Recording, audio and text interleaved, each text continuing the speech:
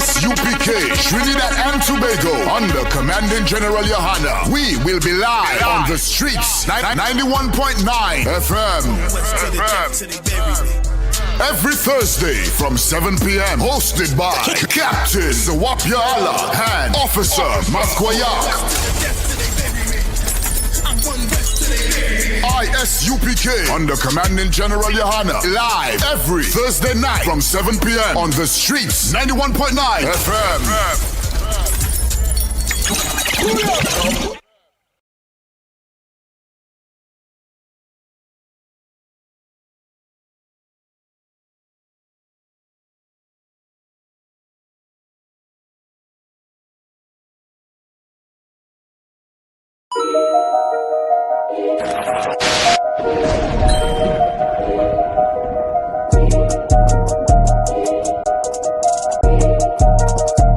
They need food, housing, clothing. They need counseling. They need understanding of what's happened to them. They need an identity. They need to know the truth about the Lord. They need to be woke up to who the devil is. That's the white man. That's what the hell they need. And you add that to black people, Latinos, and they in you, brother, then you're going to be able to do something. The whole reason I'm in here saying these things to you, because these things are supposed to show you and give you hope. It's supposed to make you say to yourself, you know what, we got a kingdom coming. You know what, the Lord's judgment is coming. You know what, let's change our life.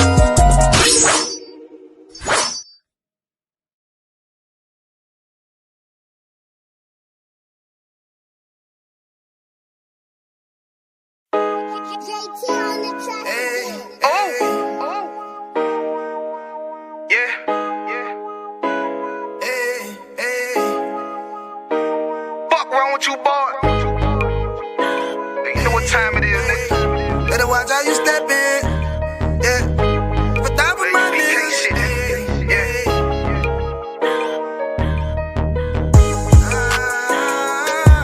I'm in it, yo.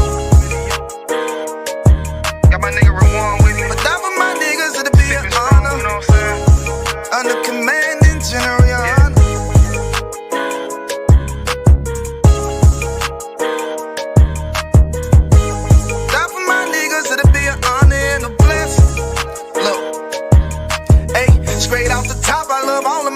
That shit ain't gon' stop till we on top and we ballin', my nigga. We be fly as fuck, you know them bitches be stalking my niggas. That shit'll never change and it's the same with all my niggas. City to city, I should be at home, that's what my ribs say. But bitch, I'm grown, I'm in these streets and closed caption. Niggas know we bout that action. If a nigga play with me, then my hock, I'm gon' let him have it. Hey, think you the shit, this truth, this shit. Nigga play, I let that Ruger hit. Get on them tracks, they be like, who is this? I'm rude with it. All them pussy niggas talking shit, y'all know they can't stand us, but we UPK, Louisiana, bitch, that's what I'm rippin'. And my niggas solid, number real ones in my section. If you wanna get down, put your boots on, start steppin'. Brotherhood is a weapon.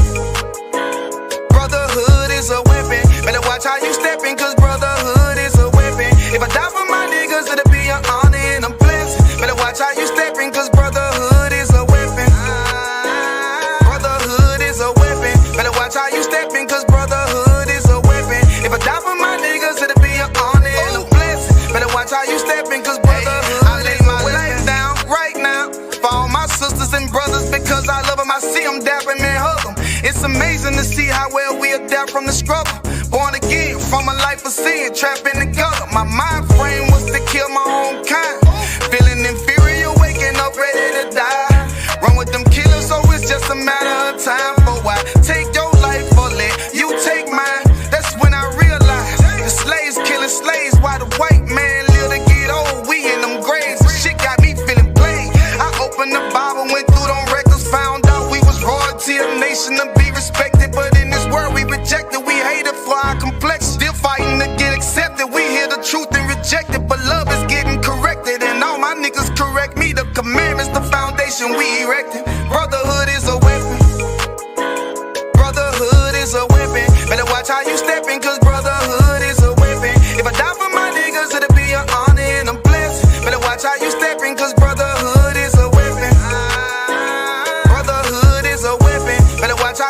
stepping, cause brotherhood is a weapon. If I die for my niggas, it'll be an honor and a blessing. Better watch how you stepping, cause brotherhood is a weapon. Hey, hey. Hey, hey.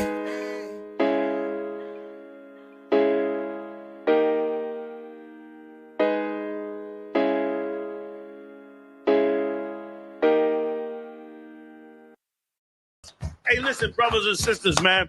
If you like what you hear, hit the subscribe button, man. Subscribe to this channel. And also, please, go to isupk.com and pay your tithe. Drop me some cash so we can move around this planet like we need to, man, and do the things we need to do. Everyone west. Everyone west. Everyone west. ISUPK, Trinidad and Tobago, under Commanding General Yahanna. We will be live on the streets, 91.9 FM.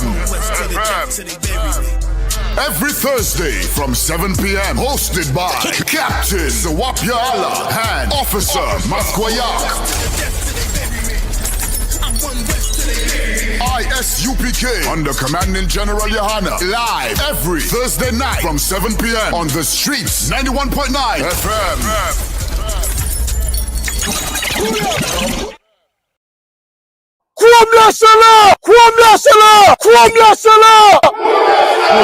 Serious and you're looking for a Christ man, the one who anointed with the Lord, with the Spirit of the Lord to do his will. I'm that nigga.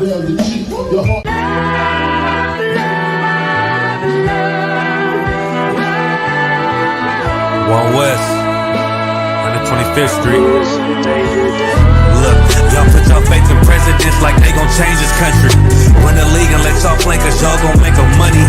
Fuck Obama, he ain't come here on Congo. American Yahanna don't lack no soldiers. Through the Spirit of the Lord, we don't lack no soldiers. Like a saint, black, Hispanic, native, they hate y'all as the same. Hate Christ and they image, hate you as a slave. God ain't all love, scriptures say you hate African soft niggas, they know we not the same. School to prison pipeline to get you off the streets. Put you in the cell, toilet connected to the saint. Molested as a kid, she prostituted as a teen. The byproduct of Martin Luther King dream. They just took the yoke off, my nigga, we ain't free. We living bleak in these wastelands of poverty. If you don't know the truth, then the lie sound promising. Prophecy, gift and the curse. Dylan started killing, they was sitting in church. Black folk forgave him, man, this shit is absurd. You should never love your enemy, that shit ain't gon' work. Yeah, fuck dying on your knees, you better die in glory. Man, I joined the UPK, taught me the art of warring. I took a nigga life like mine to be recognized. I feel that pain every day, it can't be reconciled. Pops banging, my sister a prostitute. My brother got life, and somehow I still found the truth. War ready, no cowards, no excuse. Fuck reparations, you can't bandage no open wounds. Blood on the leaves, body swing hung from a noose. I was on a run in Nashville and I found the truth. I called the school, classes being held by the shock on my life. I want to be a gangster like a cop. Do this for my brothers, real brotherhood. Everything we do, we got it out this book. My nigga, I can never be no African. UPK the only authorized acronym. I'm passionate about my brothers and sisters. We in hell, I ain't got nothing against them. That's another religion. If it ain't under Yahanna, ain't he murdered by them and got a hug from Yahanna? That's the way out for a coward in my observation. They don't fear the Lord, they indoctrinated. Wolves in sheep clothing, Joe Osteen. Real priest bringing back black royalty. One West on my headpiece, ranking order. Can't let them trick me off the streets, I gotta raise my daughter. I got brothers at the border ducking ICE agents. I got the name change, it was life changing. My family thought it was a game. Put on all black, they said I was going through a phase. It's more of us in jail than it was slaves. Aquí somos la Escuela Israelita del Conocimiento Práctico Universal. Hoy estamos aquí. Lord Commandant General Yahanna na ISUPK.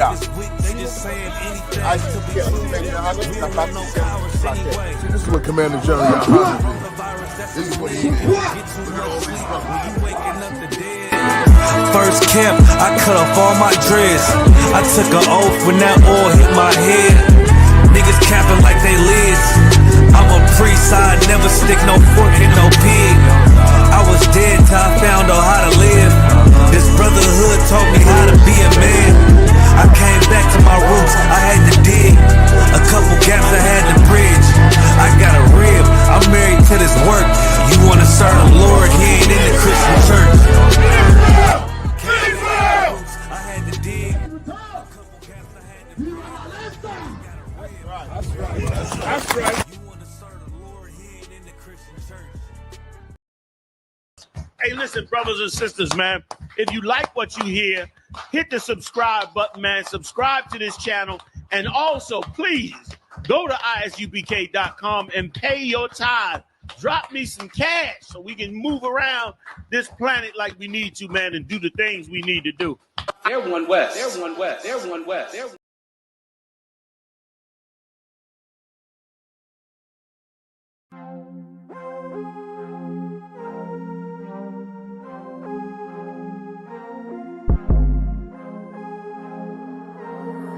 Chicago did it.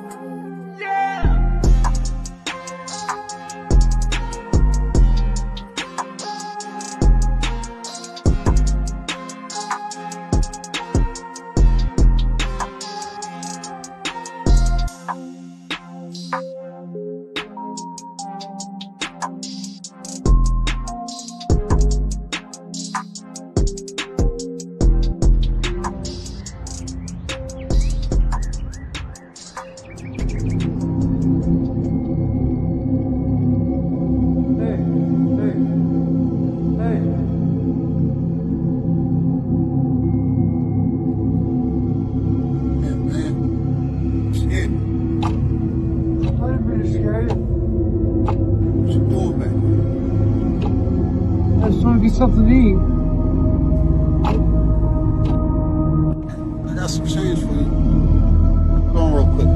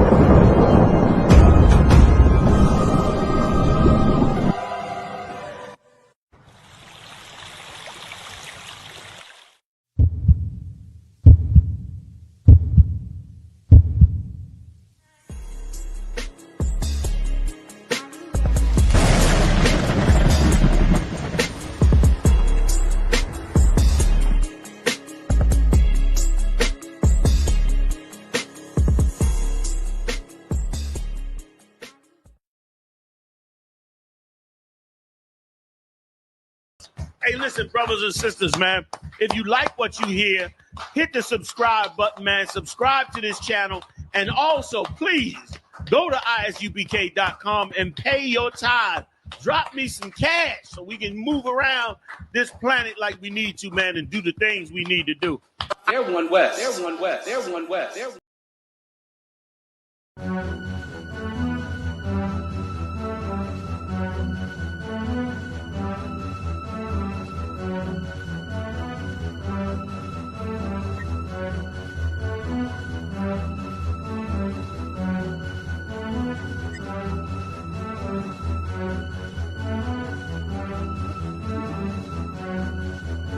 It's gonna kick you out. You can't show them now. So, yeah, I don't even know.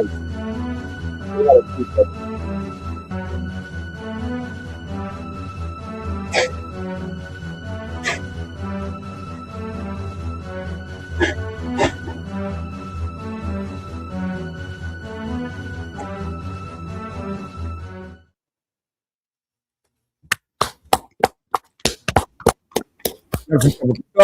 What's going on? How you feeling? It's your break a thumb 12, sir. 12. We little lean up in the air. Don't worry, the brothers coming through. They're coming through. You know what I mean? They're gonna be on shortly for sure.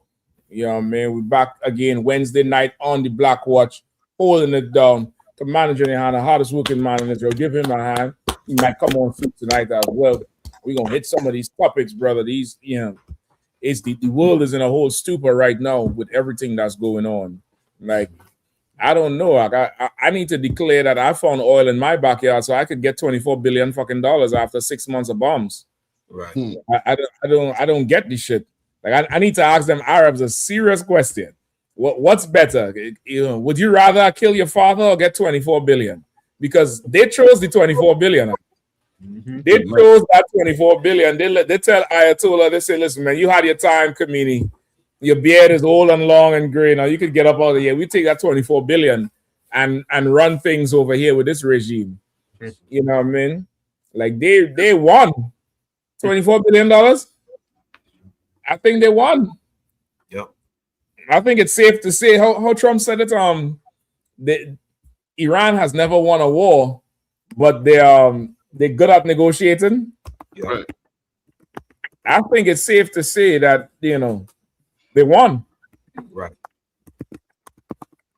It's wild with everything that's going on now, man. It's going to be an interesting year, all the way leading down into this this midterm. All the way leading down into the midterms. You know what I mean? It's going to be a wild, wild situation, and everybody just, you know, stay tuned and keep your ears peeled. Stay locked in. I'm looking for that quote. I think he made this quote in 2020. That's what they're saying here. In 2020, he made this tweet because he was old Twitter fingers Trump at this time. And brother, he said Iran never won a war, but never lost a negotiation. January 3rd, 2020. I mean, I think he prophesied against himself. Yep. You know, sir. Please. Iran also does not have a Martin Luther King on their side to make sure that their people lose those negotiations. You know what I mean? Had they had a Martin Luther, I sit there and I always imagine if these Arab nations ever had, if anybody stood up, like for example in Gaza, who's in dire straits and is struggling with all the oppression Israel is putting on them, I would dare any Gazan, so-called Gazan, to stand up and say they want to hold hands with the children of the people who's bombing them. Right. And black people could learn something from that. From saying Iran has never won a war but never lost a negotiation, that means that they don't have sellouts like we have. Damn. Now, they might have their differences. They might have their differences in which Islam style of Islam is better. You know, should the women cover their eyes or leave their eyes exposed? They can have those differences, but they will never have a sellout. And that's what we have in the black community. That's why we lose all our negotiations. We don't even know there's negotiations going on. We just feel the penalty of losing those negotiations. Yeah. No, I think you're absolutely right, because of course a traitor would try to end the inconvenience or the discomfort that comes with what they would call a negotiation or holding out, or going to war in their own way. You know what I mean? Like, there's many ways to fight a war. You get the point? There's many ways to fight a war. They have many terminologies for war. You get the point? So a traitor eventually, he gets, you know, fed up, or he's had his fill with the current discomfort. Right. And he would trade the future of being free or the entire body benefiting from, you know, this war for a little bit of comfort, but still being oppressed. You trade it in a second. And like you saying, Cap, so rightfully saying, like, Iran don't have that thing they thought killing Ayatollah would have made them, made them fold. Damn near. They thought that thing would have made them, decide, call it quits then. You know what I mean? They thought that's what would have happened, but that did not happen. And they entirely shocked over it. Salaki. Shalom, Shakatam. What's going on, Cap?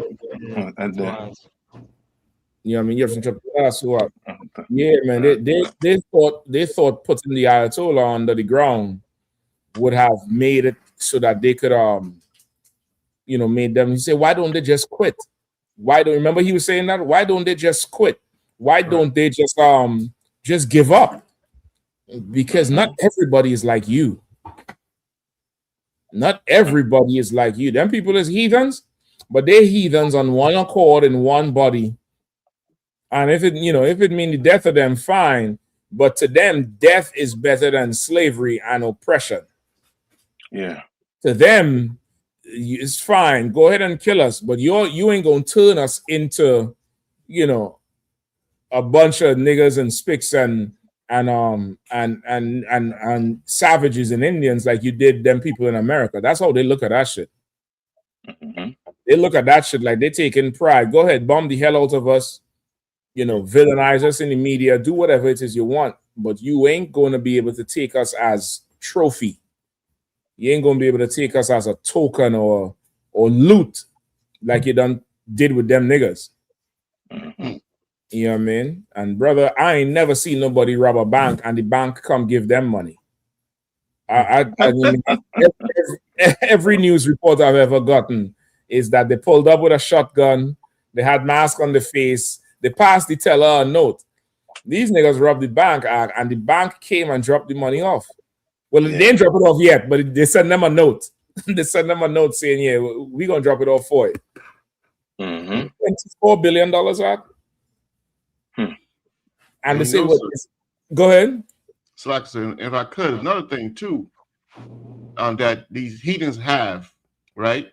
And this is what black people have to understand. This is why we go out on the streets and we teach what we teach, and we're so aggressive about it. That's right. I mean, these heathens have one God, and they don't share it with Esau. Esau can't pull the God card on them and say, well, we all serve the same God. No, we don't. We have one God. These heathens, these Iranians have one God. These Lebanese have one God. These Gazans have one God. I mean, they serve Allah. I mean, they put their faith in that God, and it's not a real God, but that God unifies them. That God, it unifies them to the point where you're gonna break before they break. Now, if like black people, if we share the same God of our enemy, and the God that we serve looks like our enemy, we will crumble every time, because in the end, we're going to have to accept we're wrong and they're right, and we're going to have to negotiate. But then they don't have the same God. They don't even, their religion is not even in your language. Yeah. You have to come to them so they could explain their religion to you. You can't explain their religion to them. If you start to debate a Muslim, they're going to say, well, you don't speak Arabic. I mean, let's go to the scholars. They speak Arabic. I'm not taking your word for it. Versus us, we serve a God in their language. We had to adapt to their language to serve God. You understand what I mean? So that's the big difference for them. Like, you can always have faith when your God does not look like your enemy and does not speak the language of your enemy. It brings you together, and you'll say, you know what? We're gonna tighten our belts. We're gonna starve a little bit, but Allahu Akbar. God is great. Yep. You know what I mean? We don't got that as black people. We got to go sit there and let some Edomite, our enemy, teach us about God. And they'll tell us, well, the slaves have to obey the slave master. And you'll obey. Right. So like you said. Yeah. You're right. You understand? And that to show you the oppressor, he depends so much on his media that, you know what I mean, he's living in a, you know what I mean, like people want to understand what the word world means. Oh, look at Donald Trump. He is explaining what the world means. You want to go to John 3:16, for God so loved the world? What world are we talking? What world is Donald Trump living in? You understand? He surely is living in our world. You understand? He living in a totally different world. To come out and make a statement that they didn't win. So who called for the negotiation? Who had to concede? You know what I mean? Certain terms. Gone. I thought, you know what I mean, if you won, then Iran will be what? They'll be doing whatever you tell them to do. The Strait to Hormuz wouldn't be no problem. Right. Salaka Cap. Come on. Last time I remember, whoever loses is the one that got to pay. Yeah. Yeah. So are you telling me Iran lose because you're planning to do what you always do, which is backstab, never make a deal, never hold to a deal? You understand? And that's what happened to the Native Indians. They sat back and made deals with this oppressor, and he break every deal with the Native Indians, the so-called First Nation people. What he did with black people, promised us what, 40 acres and a mule? Tell us we're just gonna get it, and broke it. You understand? Come. Like you know what I mean? What we need to recognize and see as black people is that the white man's the devil the Bible speaks of. He's a liar. Either way, he's lying about it. You could clearly see with two eyes if you're watching whatever news you're watching. America lost this war. God. Like all the wars they've been in, they lost. They lost in Afghanistan. They lost in Iraq. They lost the Vietnam War. They lost. But they have a stronghold on the media. So they could lie and tell you they win. And you lose. You understand? And you sit back and watch it and say nothing. Why? Because we have bills to pay. The electric bill is going up hard. And you getting a message from the electric company saying, I know you've seen an unusual hike in the price. It's not normal, but there's no solution. Are you going to help me pay the bill? So my bill just going to go up and you're going to say, I understand the bill is going up. What's really going on?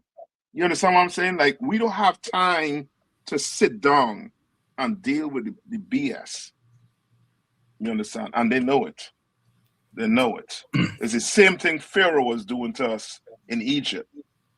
He increased our workload, increase it to the point where we're not thinking about escaping. The only thing we're thinking about escaping is how we going to make these bricks with our straws? How we going to do this? How we going to do that? How we going to feed we kids? We're going to do this. While you working hard, you getting blamed for the state of the art, for the state of the country. You getting blamed for it, you know? Yeah. You and me getting blamed for gas prices being high. Right. You understand? Yeah. Yep. So like about it. Sorry, Go ahead. No, go ahead, Cap, please.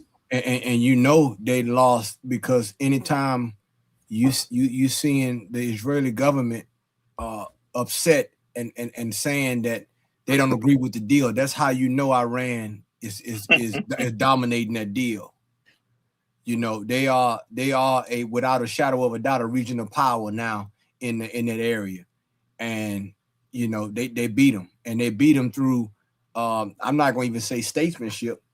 Negotiation is one thing, but what they did when they got attacked, they hit all allies. The allies are closer to them. Yeah. So they're not going to waste resources trying to go across the continent. They're going to hit you right there, and they hit all of them simultaneously. Right. Until they said, let's make a deal. Yeah. So a lot of the pressure that came to Trump, a lot of them was from those other people who were close to the United States, and they said, look, man, it's you know, you ain't over here dealing with this. We got to deal with them, and we got to, you know what I'm saying, we got to go to the table. You know what I'm saying? Which is why I think he met with Turkey as well. But it's, Iran basically said our defense is not up for negotiation. Yeah. How we deal with our defense? He said I think it was the president that said it, one of them diplomats. He said if we was to negotiate our defense with the U.S., we'll end up like Gaza. That's what he said. Yeah. He said our country, and he said this. He said we would end up like Gaza, where they spare neither the young or the old. He said that in a quote. Now this right here, see, things are like you said, Cap. It's on a world stage now. And when you get out, when you think these things have consequences regionally, worldwide implications, it's so much now where people are looking at it. They got apps now where you can bet on who gonna go to war next. Yeah. What government? I forgot the name of the app where people are parlaying, on an overthrow of a government. Yeah. And they set the dates where this country gonna go. They're gonna be overthrown by this. So they placing their bets almost like how it was in the Book of Esther. Yeah. They cast lots at this point. The water captain, they casting lots. The war then got so global, even with Russia. So as they say in the theater of war, it comes with the territory. So like I yield. Who said the quote? We're not negotiating. If I could just before you move on, I want to say it was the Iranian. Oh man, the president. Okay, hold on. I think it might have been the president. It's either the president or the foreign minister. That's the president. I see the I was just looking for the image of it to share. I think it's the president. It said Iran will never negotiate its defensive capabilities. President says. That's it. Colin will come. And to add to what you were saying too, it's gonna come out more and more, right? Because I think CNN ran a story on the pilot who got shut down, right? Right. The pilot who got shut down, he described the Iranian drones coming to him like a swarm of jellyfish.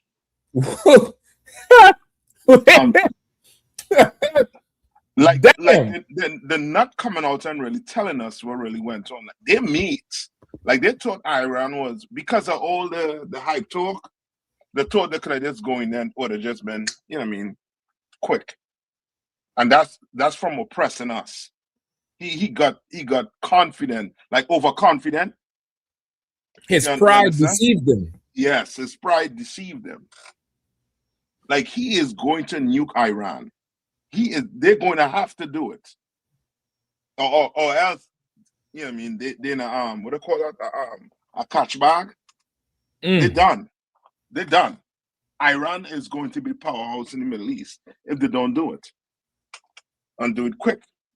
Because the technology they're coming up with, and they say they didn't use, the good stuff as yet. So right.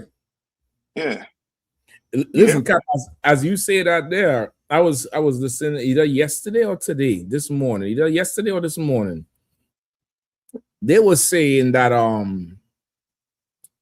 Ukraine is now the foremost authority on drone warfare in the world. Wow.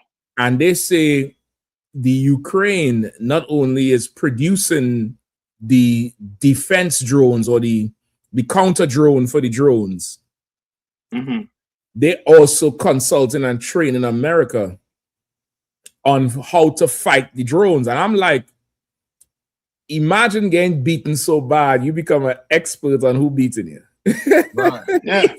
Right. You get beaten so bad with these drones, because remember, we would see the point of view drones, the one where the Ukrainian run around the building, he think he hide and the drone pull up right on him and then fly straight into him. Remember, we would see the POV. Brother, they say Ukraine, because of the drone warfare with Russia, they had to come up with cheap alternatives for it. Right. And Ukraine is damn near like Ukraine created a whole industry because of how heavy the drone warfare is becoming a part of modern warfare. It's like a video game at this point. Right. They say Britain, UK's what is he? The Minister of Defense or something? He just resigned because he's tired of the budget for yesterday's war and they're not preparing for tomorrow's war. He's talking in relation to all this drone and the intelligence they're putting into these devices. So it's a rough situation. You know what I mean? Like imagine you getting bombed so much.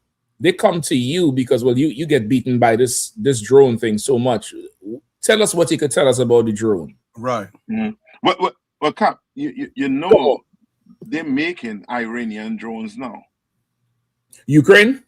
No, America. They What have you a mean? whole they have a whole fleet of Iranian drones. The Shahed drones. So wait, meaning like they're selling it or they're buying it or they copy the shit? They copy the shit. Jeez, and they just they copy it. That's just say that they get whooped so bad that they have to go and copy stuff from the enemies. You understand? Like what America will get to realize, you're great because you have us in captivity. You had us in the military fighting for you. God. Without us, there would be no America. Yeah. There would be none. England would have been running this place out. Yeah. You understand? Or Russia. Yeah, or Russia. Without us, I mean that's the only thing that's stopping them. You understand? So like the white. No, I mean, go ahead, Cap. So I go after you, sir. The white man, he is never the one to play the sport the way the sport's supposed to play. Right. Like the sport has rules in it. You know what I mean? Any sport you have, there's rules.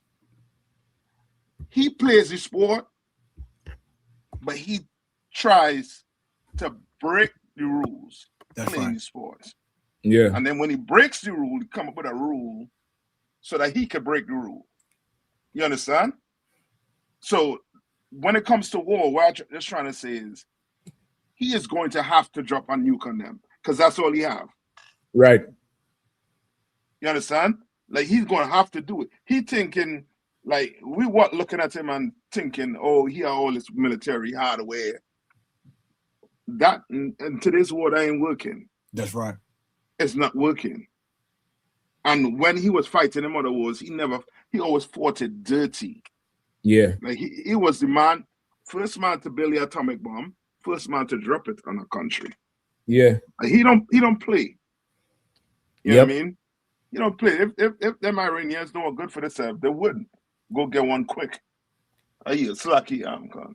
No, Cap, what you saying is spot on. What you saying is nuclear. Because when you look at the drone warfare, and you couple that with AI and the artificial intelligence. Yeah. I mean, I want to say it was 3 months back where someone 3D printed a drone. I forgot who it was. It might have been some students or some. I don't know if it was Harvard or somebody was doing some kind of 3D printing. And they printed a drone that could reach up to 400 miles per hour. And this is from a 3D printer. Wow. Now, I'm not sure that they might have been engineering students. I'm not exactly sure, but this is coming out of a 3D printer. Now, it changes the level of warfare when and it probably parts off Amazon. These are discounted parts.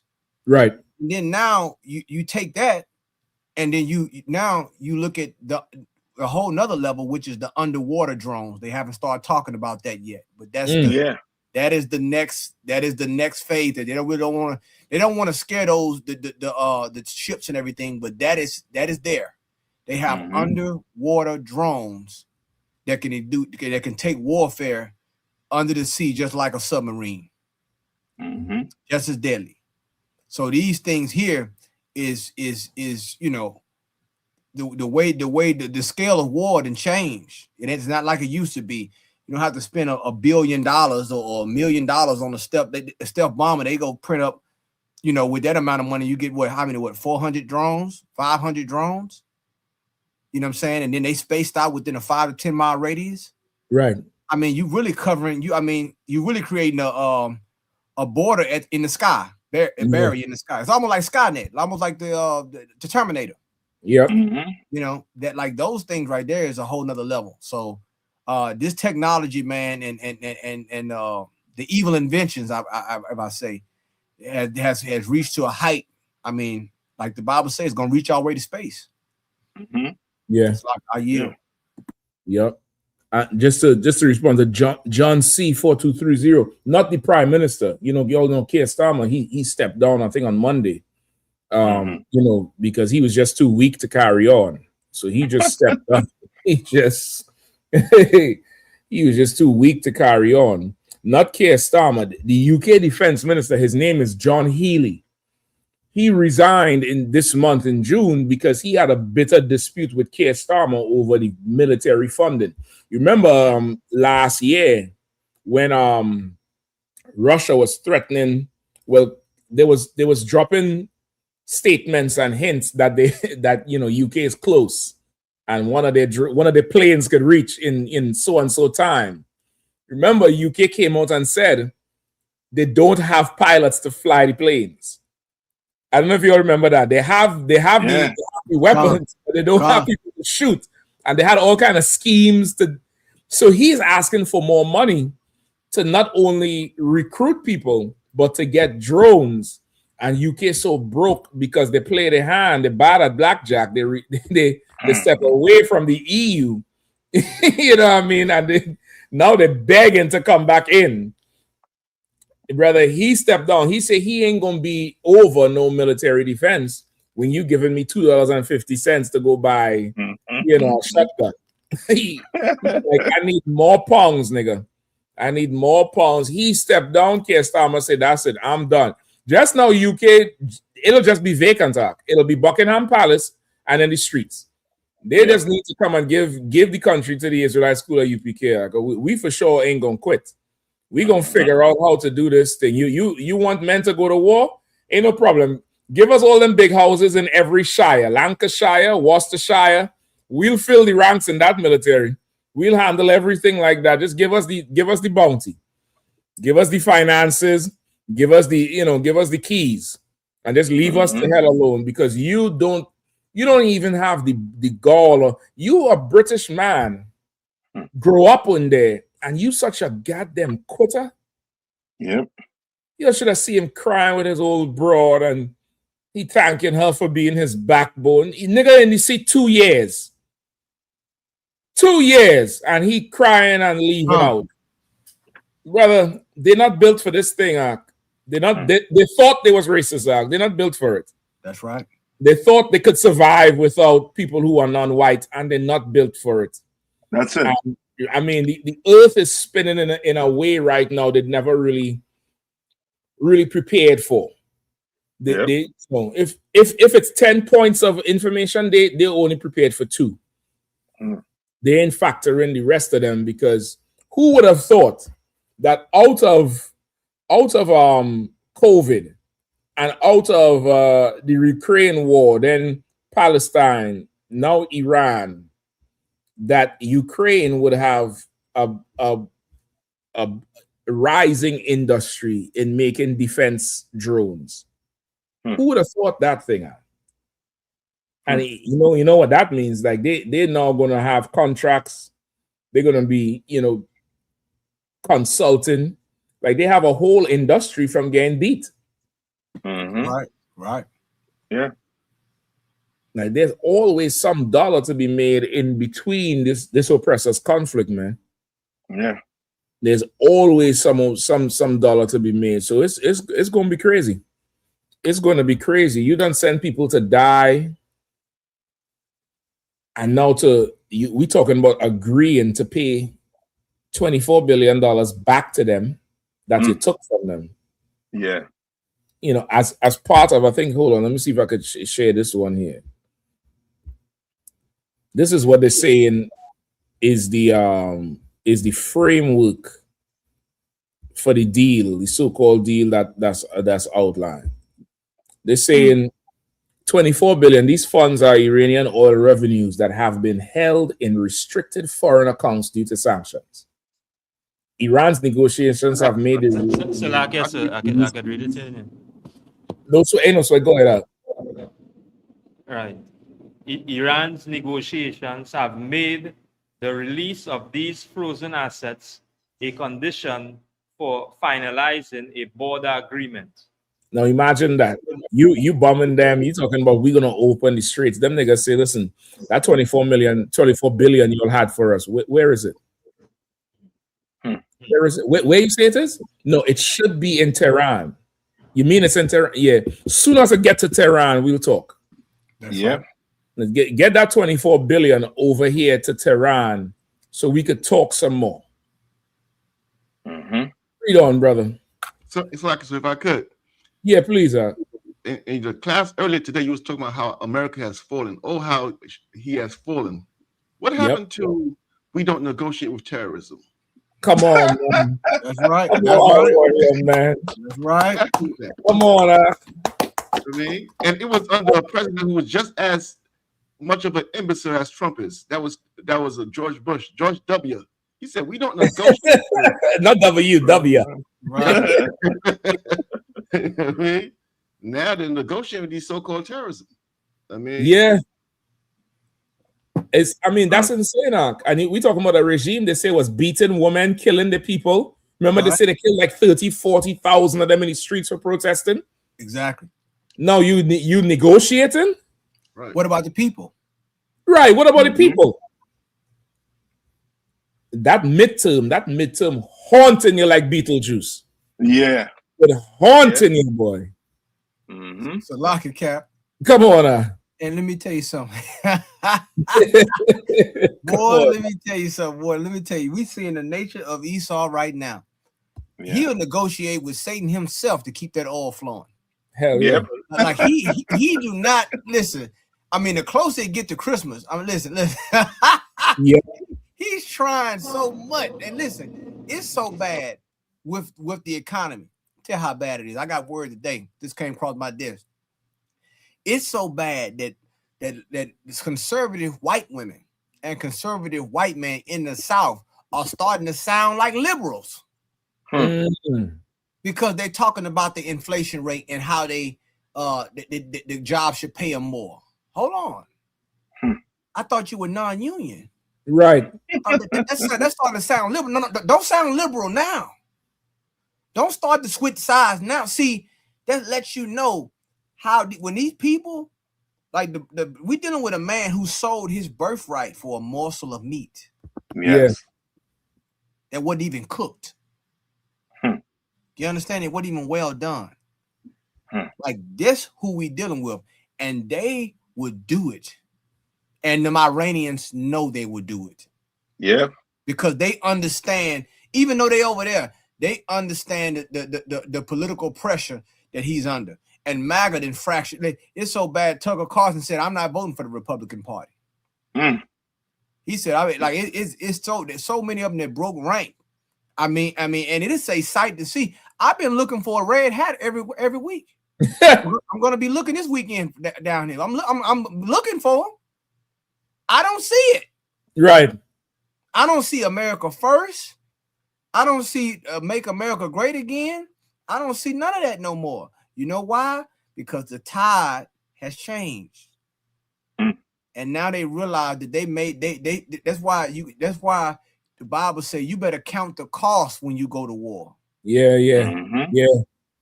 You understand? Like when it compared construction and destruction. Somebody building a house, or somebody building something, and then somebody going to war. Come on. You understand? If you don't count the cost, then you're gonna be. And I'm not just talking about the financial costs. I'm talking about the human costs as well. That's right. So many different costs and layers to war that people don't see. They of course, Heck said he loves the bravado. He loves the machismo. He out there. He had his wife out there working with him in the shirt that said, "This is war." Really? What is war? Because it looked like you losing right now. Yeah. You ain't even playing. Bro, you're not even playing. You got to do 5 sit-ups and you got a shirt on a t-shirt that say this is war. It's a joke. Oh shit. So It was good. I say that this is the biggest bank robbery I've ever seen. This is a bank heist.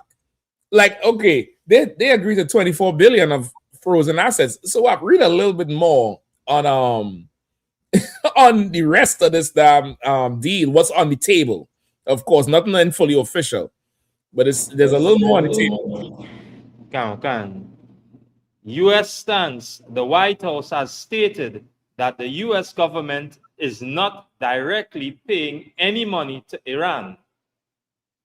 Officials maintain that any asset release is contingent upon Iran taking steps to downblend its enriched uranium. Right. That's them just saying, we ain't paying nothing. This is the deal. But go ahead, give me reconstruction funds. Reconstruction funds separate from the unfrozen asset. Right. So now the frozen assets is the 24 billion. So now, in addition to the 24 billion, go ahead. Negotiators have discussed a prospective 300 billion post-war reconstruction fund. This money would consist of private investments and commitments from ally Gulf and Asian nations. Now, this is the deal we're talking about. We're talking about a deal that they're paying $24 billion that they took. Right. Plus $300 billion later on for reconstruction. And then, they like to talk about, now, the Israel School of UPK doesn't have a horse in the race. We're not politically affiliated with nobody. But this is just the common sense, which explains their delirium and how erratic they're moving with this midterms. Right. They always talk about Obama and his deal or Biden and their deal. Let's see the last administration deal with Iran. All right, this is it right here. All right. The 2015 Obama administration nuclear deal. Somebody mute the mic. Mute the mic, please. Nuclear deal with Iran, the Joint Comprehensive Plan. Mr. Kakarina, fair. I'm going to go through it right here real quick. Right, just so I follow through. Was a policy agreement rather than a direct financial transaction. However, its implementation resulted in Iran unfreezing an estimated 50 billion to 100 billion in restricted foreign assets and a separate 1.7 billion. That was the deal. The deal was a $1.7 billion settlement, $400 million principal funds to be deposited in a U.S. trust for arms for Iran, and $1.3 billion interest. That was the 1.7 billion. And then they had another access to 50 to 100. He come and scrap the last deal, go to war with them only to come and pay 24 billion on top of, and put 300 billion on top of that. That's crazy. Now, when his supporters do the math act, I want to hear what they're going to have to say about him. Exactly. I really want to hear what they go like. There's so much lies that's coming out now. I could see why people being totally disenchanted right now. Like they would be mentally, vulnerable and so confused. They would feel hoodwinked. They would be bamboozled. They would say, "But rock fell on us." That's what they're gonna say. They're gonna get the whole Malcolm X speech out. I'm gonna say another thing. Y'all could look it up on your own time. Trump scrapped the NAFTA agreement, right, which is the North American Free Trade Agreement made with Mexico and Canada over a decade ago, I believe. And he was saying these countries the whole agreement was supposed to have trade without tariff among the three nations, and it would boost economies because you could hire more people because you're not paying the exorbitant taxes out people outside. And because America and and Mexico and Canada was producing, they would invite investors in, or people would start to consume. Trump was saying Canada and Mexico was getting over on them, and they had a big trade debt. So he scrapped it, and I forget the name of the new agreement, AFCON or American, some kind of nonsense, some American, Canada Mexico agreement. And brother, the debt trade, the amount of debt in the trade market increased from what they was owing before. So now I want his supporters, all you January 6 people, what you have to say about paying more money to these Arabs, these terrorists, these anti-Christians, these Muslim worshippers. What do you have to say about that? What do you have to say about scrapping a deal that gave you cheaper car parts, cheaper industries that you could flow into? That now he scrapped the whole thing, and now it puts you more in debt. That's right. What they call it, the trade deficit. That's the name of the thing. The trade deficit done increased with this new deal, but his pockets is getting fatter. Now you see why he's so erratic about this midterm, man, because they don't win this midterm, brother, and they start looking at these books. Oh boy. Oh yeah. It's going to be bad because that money, brother. I mean, you seized the 24 billion from them.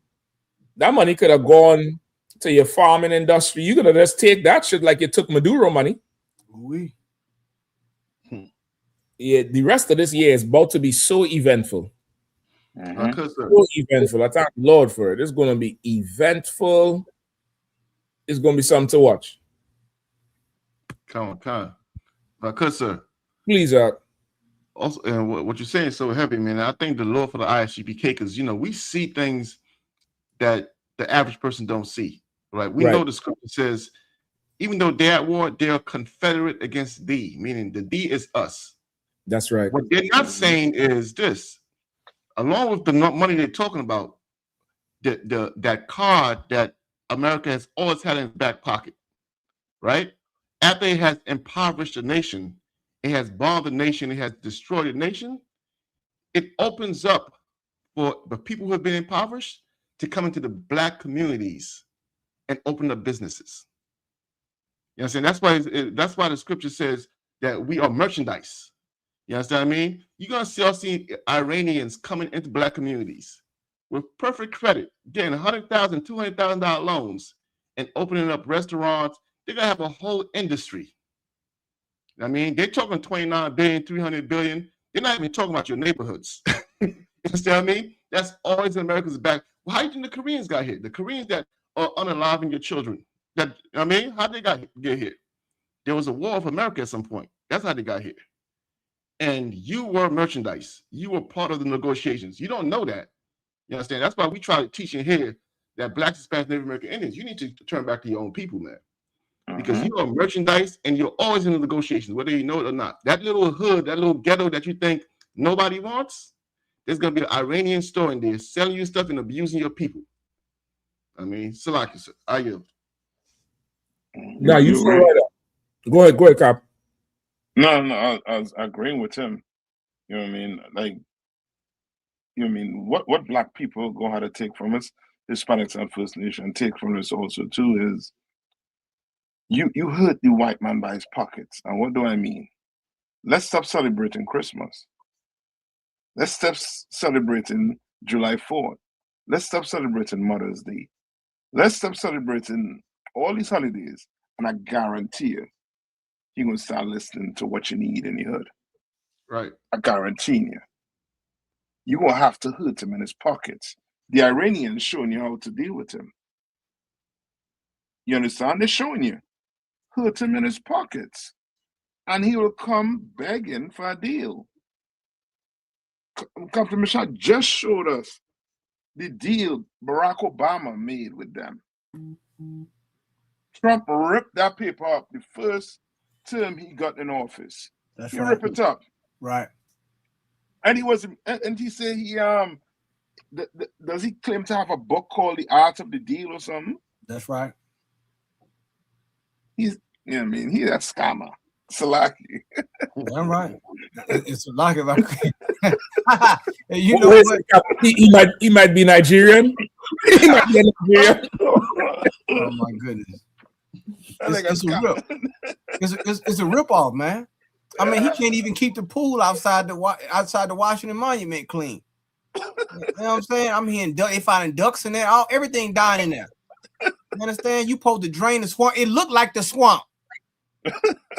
All the algae and all that stuff in it, like this, man. It's a joke. It's a joke, and they can't even.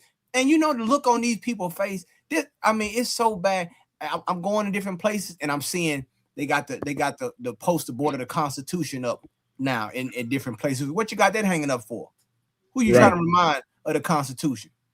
You think Donald Trump care about the Constitution of the United States of America? You know how much checks and balances have been overridden just so they can cut a deal, a financial deal. They tearing up Jared Kushner's resort or whatever he's trying to build in Albania. They tearing it up now. They don't want him over there. Right. Like that's how much money they getting. They setting up all kind of real estates and investment properties and things like that. Like, man, let's just be honest and say you got people like Marjorie Taylor Greene, Tucker Carlson, all the pro-Trump pundits that used to be on his side. They throwing in the white towel now. They're waving the white flag right now. Because when you really sit down and put the pressure on them on anything, they cannot defend this. Yeah. You cannot defend this type of behavior regardless if he's president of the United States. You can't defend this type of stuff. But the Lord said it would happen. That's how we know we're close to the end, brothers and sisters. Yeah. Like Christ said, there's going to be wars and rumors of wars, famines, pestilences, earthquake. It just had about 3 different earthquakes. It said it's like a phenomenon. They had 2 back-to-back 6.9. Then they had another one, I think, in Japan. They said that haven't happened in 1,000 years, 1,094 years, or something like that. Within that close, that close range, back-to-back. Right. So like go ahead, please. Yeah, and just as you're saying, just about an hour ago, the same thing happened in Venezuela, back to back. Wow. And if just as you all bringing out, you being, as we say, the world king, now bring it to Venezuela, because now we are watching what go on. It's back to back in Venezuela, and it said that had a whole effect on that whole coastline. I think the West Coast, even coming straight up to California, on that side. That's that fault. That's San Andreas' fault. That's what the hell's shaking. Yeah.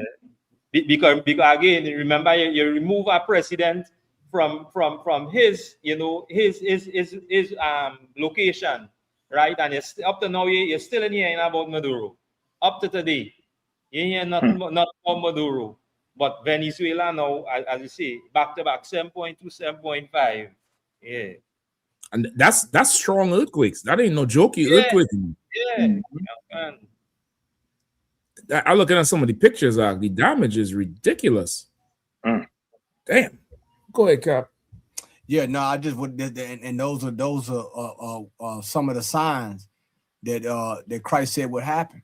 You understand, before his return, the disciples wanted to know, and he said that's these things you're gonna start seeing these things, and you seeing it now.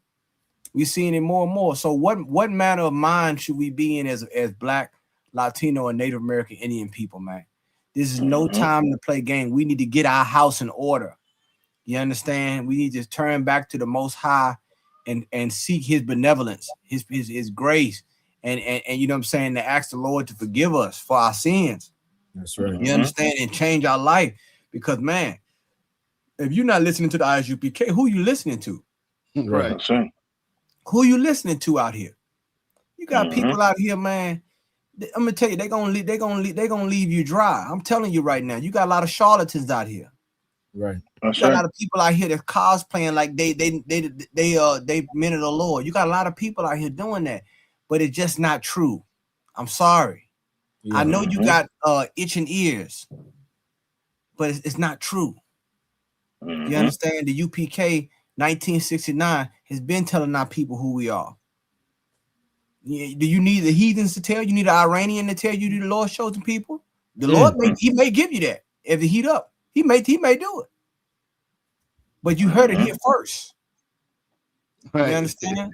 Salaki, if I could, sir, what you're saying is heavy, Cap Khan.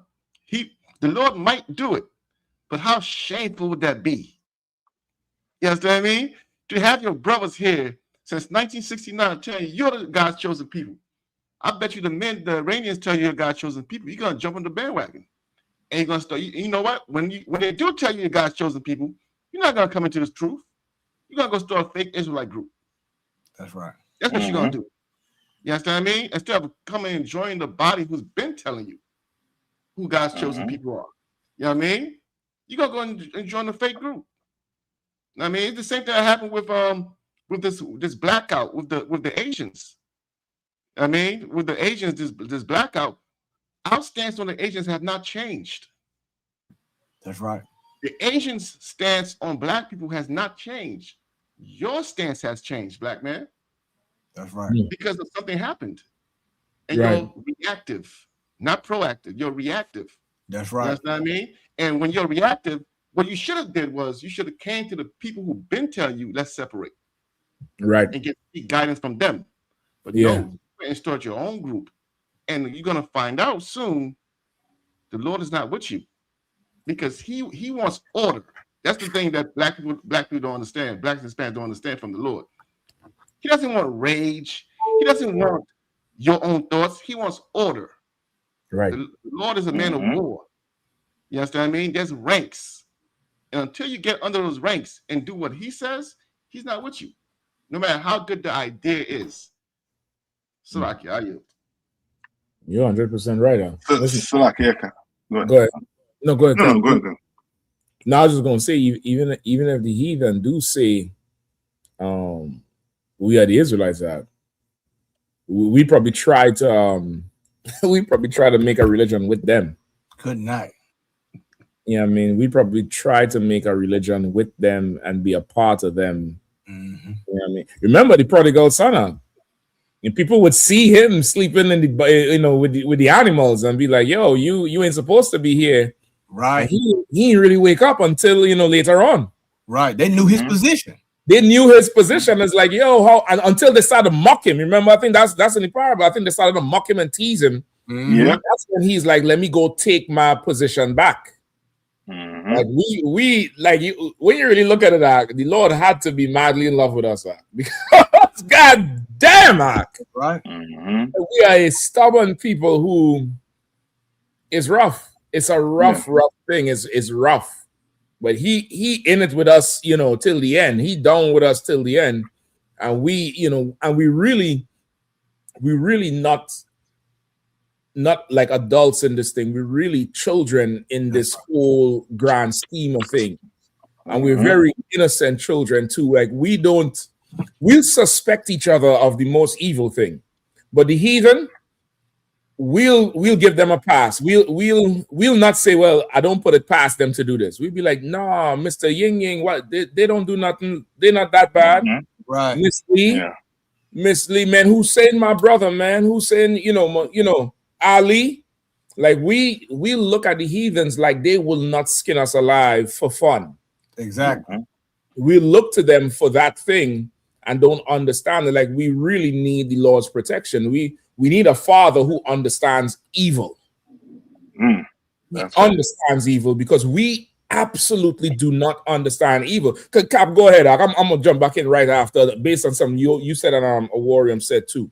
Go ahead. No, I'd send you a video there of and the starting point, just to show you the point, drive the point home with a warrior.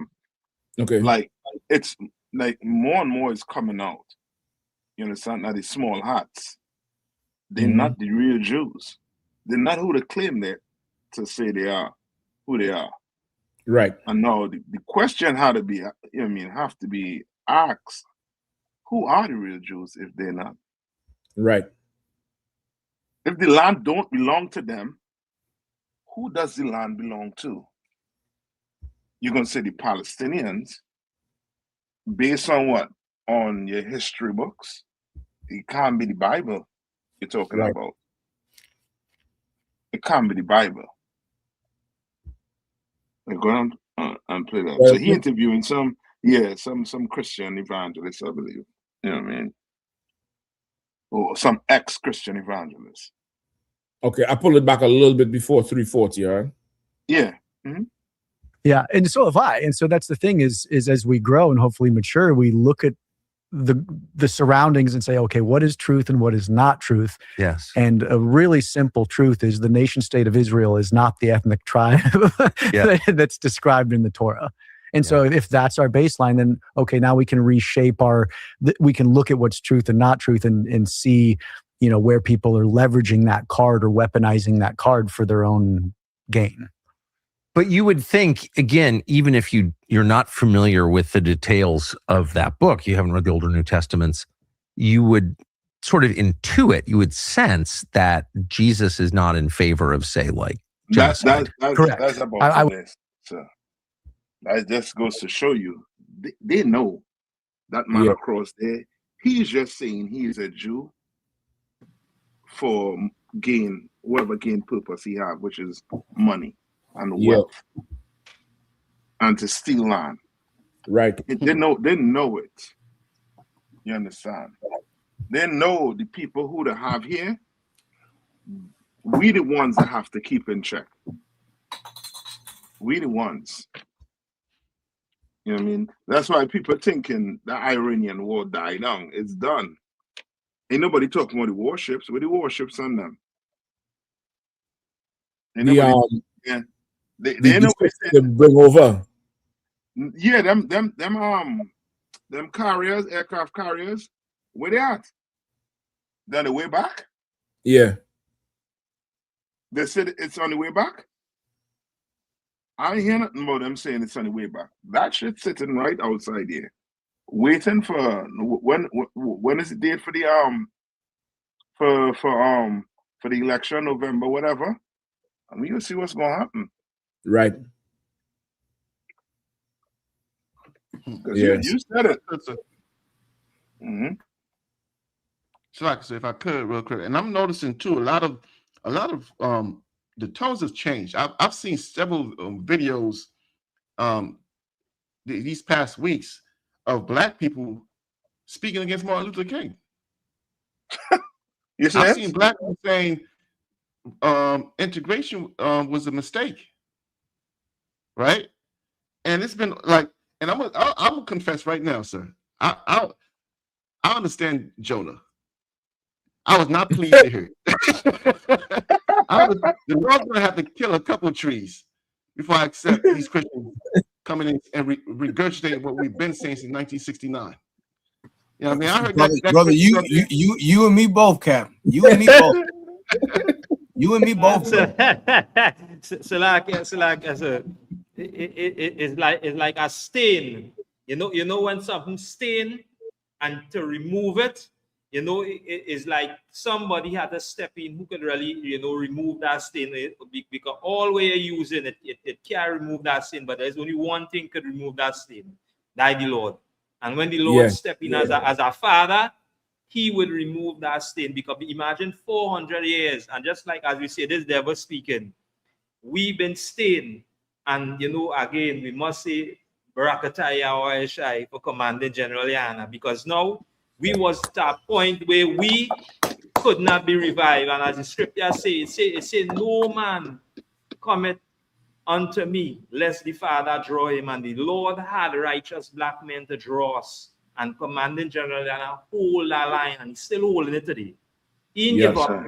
Yeah, men, and righteous black men, young men coming up, sons, daughters, and we're going to hold this till the end. Because why? This is the repetition of the Lord, and we're going to stand with this till the end. Lord allow, and we keep brothers, fighting on till the end. Yes, that's right.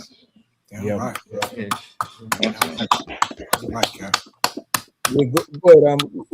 Con, you was going? No, I was just doubling down on what Captain Warrior was saying. Like, it's just to hear, okay, to know all the years that we've been on the street, and all the hate and all the things that, you know, all the things that we endured for this truth. Right. And then someone to come up and say, well, you know what? The Lord spoke to me. I never heard this, what they talking about. You know, Christ is black. Come over to my church and follow me. I heard Jamal Brown, he's saying Christ is black now in the church. He said he's all these, like, once again, like, I almost feel like how John the Baptist felt when the Pharisees came to the baptism. Who warned you? Right.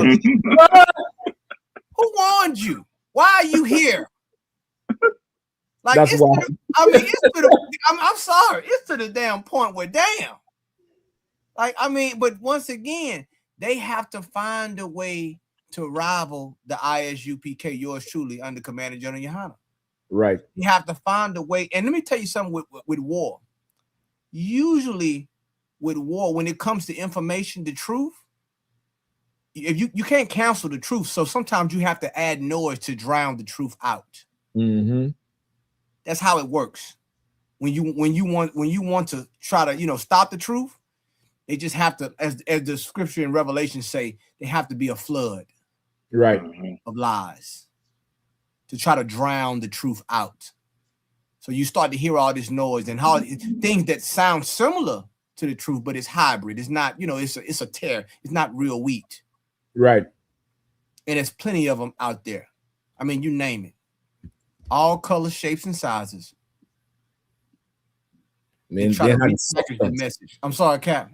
They got the substance. They don't have the substance. See, we're not genetically modified. Is Salakia, Go ahead.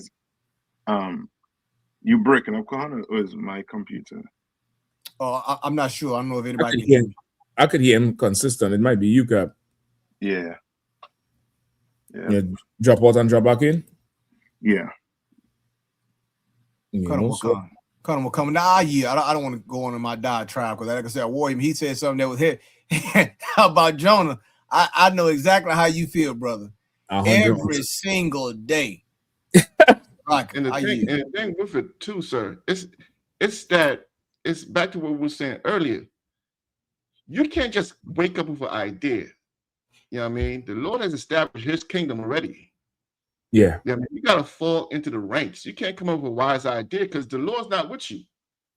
I mean, you can say Jesus is black. That don't mean nothing to the Lord if you didn't fall into the rank. That's what these fake Israelites don't understand. You can't still break down and consider yourself in the truth. Yeah.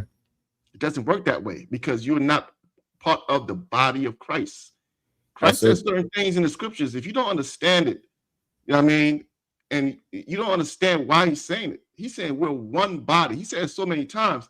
How dare you go and start a new body? Mm-hmm. You understand what I mean? You take a little breakdown, you take what you like, you change it what you don't like, and all of a sudden you're in the truth. You understand what I mean? This brother, he went online and he started speaking against Martin Luther King. And he started going into, you know what questions he was asking? I should have saved that video. He said, some brother, he was speaking against Martin Luther King. He said, since Martin Luther King integrated us, how many black schools have we opened? What? He said that. Come on. And I heard that, and it was like, it rubbed my spirit the wrong way, sir. And at first I said to myself, maybe I'm wrong. Let me check myself. I said, nah. Listen, you're gonna make me get on this damn internet and all. You're gonna make me start to make sense because nigga. He said with a straight face, sir. I mean, at that point, I understood. Salakia, Jonah. I understand. Yeah. Lesson two. Yeah, it's warranted, brother. It's warranted, Cap. And you know what? And see, it's just like, I'll give you an example. Like it was going on in Mississippi with that the young boy getting unalived out there at Senatobi. A lot of people are saying, black people saying, well, why we can't get on one accord? Why we can't get on one accord? Well, it was a time we were on one accord because we had no choice. Mm-hmm. But that when we were segregated. We were segregated in. So you didn't have a choice. You had to stay together. Right. Integration destroyed that, brothers and sisters. You know why? We can't decide on which we're going to boycott and what we're going to do. And some going to boycott, some ain't. Some going to go here, some ain't. You know why? Integration did that. That destroyed our unity. Do you understand? That's what they did. So these people, that's once again, the Bible said the truth must go out. And they gonna hear it. It's not falling on deaf ears. The Lord said his word ain't gonna return void. That's rest right. assured of that. So they're gonna go into the gates of the nobles. They go in, and it's happening already. They're going into these churches. Some of these people are just listening to what we're saying, or getting it from third-party sources. But it came from the UPK. Make no mistake. And what are they saying? Why is this? Why can't we separate? Why the Democratic Party right now? Van Jones just said that it's collapsing right now. You know why it's collapsing? Because they heard what Commanding General Yahanna has been saying. Right. They heard what Captain Mashaka and them and Captain Kazak Ahmad and Captain Warrior and Captain Nathak and everybody been saying down there in DC. You understand? Captain Sawap. They hearing it. So they guess what? These talking points, even though they may seem apolitical, they are legitimate. Yeah. If he's talking about race, that's the deciding factor. You can sit here and say, well, the political people don't want to hear about your political ideology anymore. The racial lines are there. And if you don't satisfy that, you are persona non grata. Yeah. Are you? Yeah. And I'm just start to what you were saying too, Cap. You know what I mean? You all know it had a Black Wall Street down in Durham, right? North Carolina, right? Yeah. Yep. So, you know what I mean? Of course, you're going to have to, you know what I mean, look up these things because they won't teach you this in your schools. All right? So this is a short little excerpt, you know what I mean, just, you know what I mean, researching it. So they say after slavery and during Jim Crow segregation, Black people in Durham were largely shut out of white-owned banks, insurance companies, and many business opportunities. In response, Black entrepreneurs built their own economic system. So there you go. They shut us out. We're going to just find our way to survive. Right. You understand? Like, the problem is, as you were saying, Cap, with the sport is just another way to, you know what I mean, of warfare, in other words. And they know shutting us out, you understand, we will build a team. And our team will surpass their team. Yeah. It's going to happen.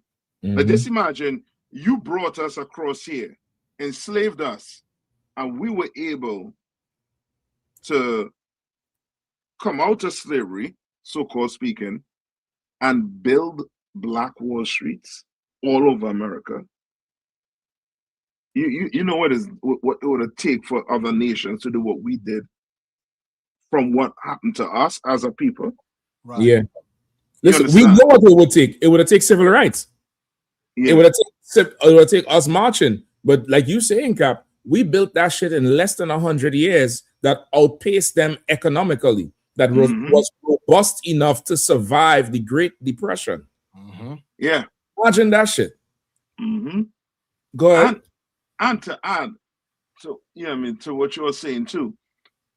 When you do research on things like this, they're going to make segregation look as if it's negative or bad.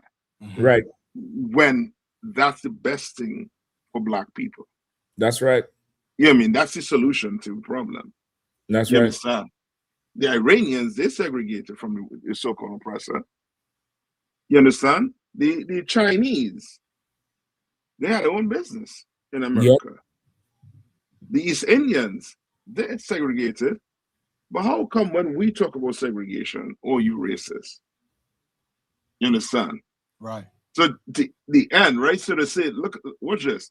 So they say in one sentence, Durham's Black Wall Street rose because Black people built powerful financial institutions during segregation. And it declined mainly because of urban renewal, displacement, and changing economic structures, not because it was burned down like Tulsa, which then you know these oppressors came in and the policies where they had to build a highway through your business. Yeah. You couldn't pay, business was going down, you're losing money. You had to what? Sell your business. Yeah. I had a sister come in class last week, and she said her father, because of what was going through during them timing, he had to sell his business. So guess who she had to sell it? He had to sell it to a white man. Yeah. Because they, you know what I mean, will put policies in place where it will force you, if your people not together, it will force you to sell. It'll force you to sell. You understand? Which shows you integration was the worst thing for Black people. That's right. And Black people waking up and recognizing integration was the worst thing for us. And what Martin Luther King did was evil and destructive to the Black community, where we feeling the fallout of it today. Yeah. Yep. That's right. I mean, yeah. Cap, if I could just piggyback on what you was just talking about being segregated. I know damn near everybody all watched Commander Johnny Yahanna show on Monday. And Yeah. but for those who probably didn't see it, I want to bring out the stat that he was able to read about the Asian businesses and being segregated. Right? No, y'all hear this. 2.2 million workers. Let me tell you something now. The Lord is amazing. He's amazing in the Bible. Without the proper leadership, that's right, over a people, you are destined to be destroyed. Without the proper leadership over that people, you are destined to get played by the other nation. You were trying to say something, you died quick. Please. If I may, sir, what you're saying is so heavy. I have an estimate of the businesses and how much they make. Come on, brother. Come on. I know. Wait a minute. Let me take a deep breath. I know it's gonna be bumped up after this shit here. Salakia. Let me take a deep breath. Go ahead, you dad. Khan, there are an estimated 3 million Asian American and Pacific Islander owned businesses. Get your calculator out, y'all. Y'all at home, get your calculator out. How many? 3 million. 3 million. What's the average that they make? Khan, sir, which employed approximately 5.2 million workers.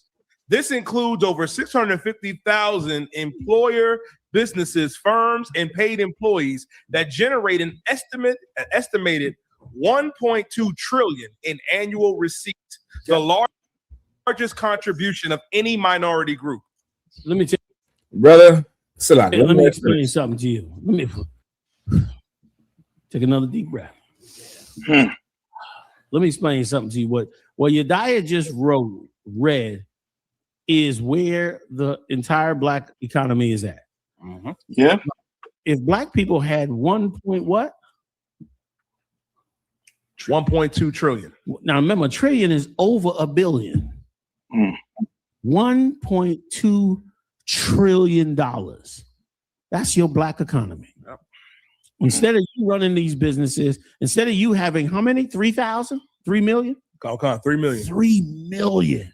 Instead of you having 3 million businesses generating $1.2 trillion, the white man, the devil, orchestrated his government to bring those Asians into America and to give them that level of economics, which was all yours. That's right. Which was all yours. There would be you don't need no job. You could be a crackhead and go work in a Chinese restaurant, because they certainly do. You know what I mean? You could be in there making the same food, you understand, and you could damn near be a bum from the street. There would damn near be no homeless. Like I said, people go to McDonald's for the first job. Their first job, the young teen, get out of high school, you need a little job. Everybody starts off with McDonald's. You put the little uniform on, you flip the burgers for a little year.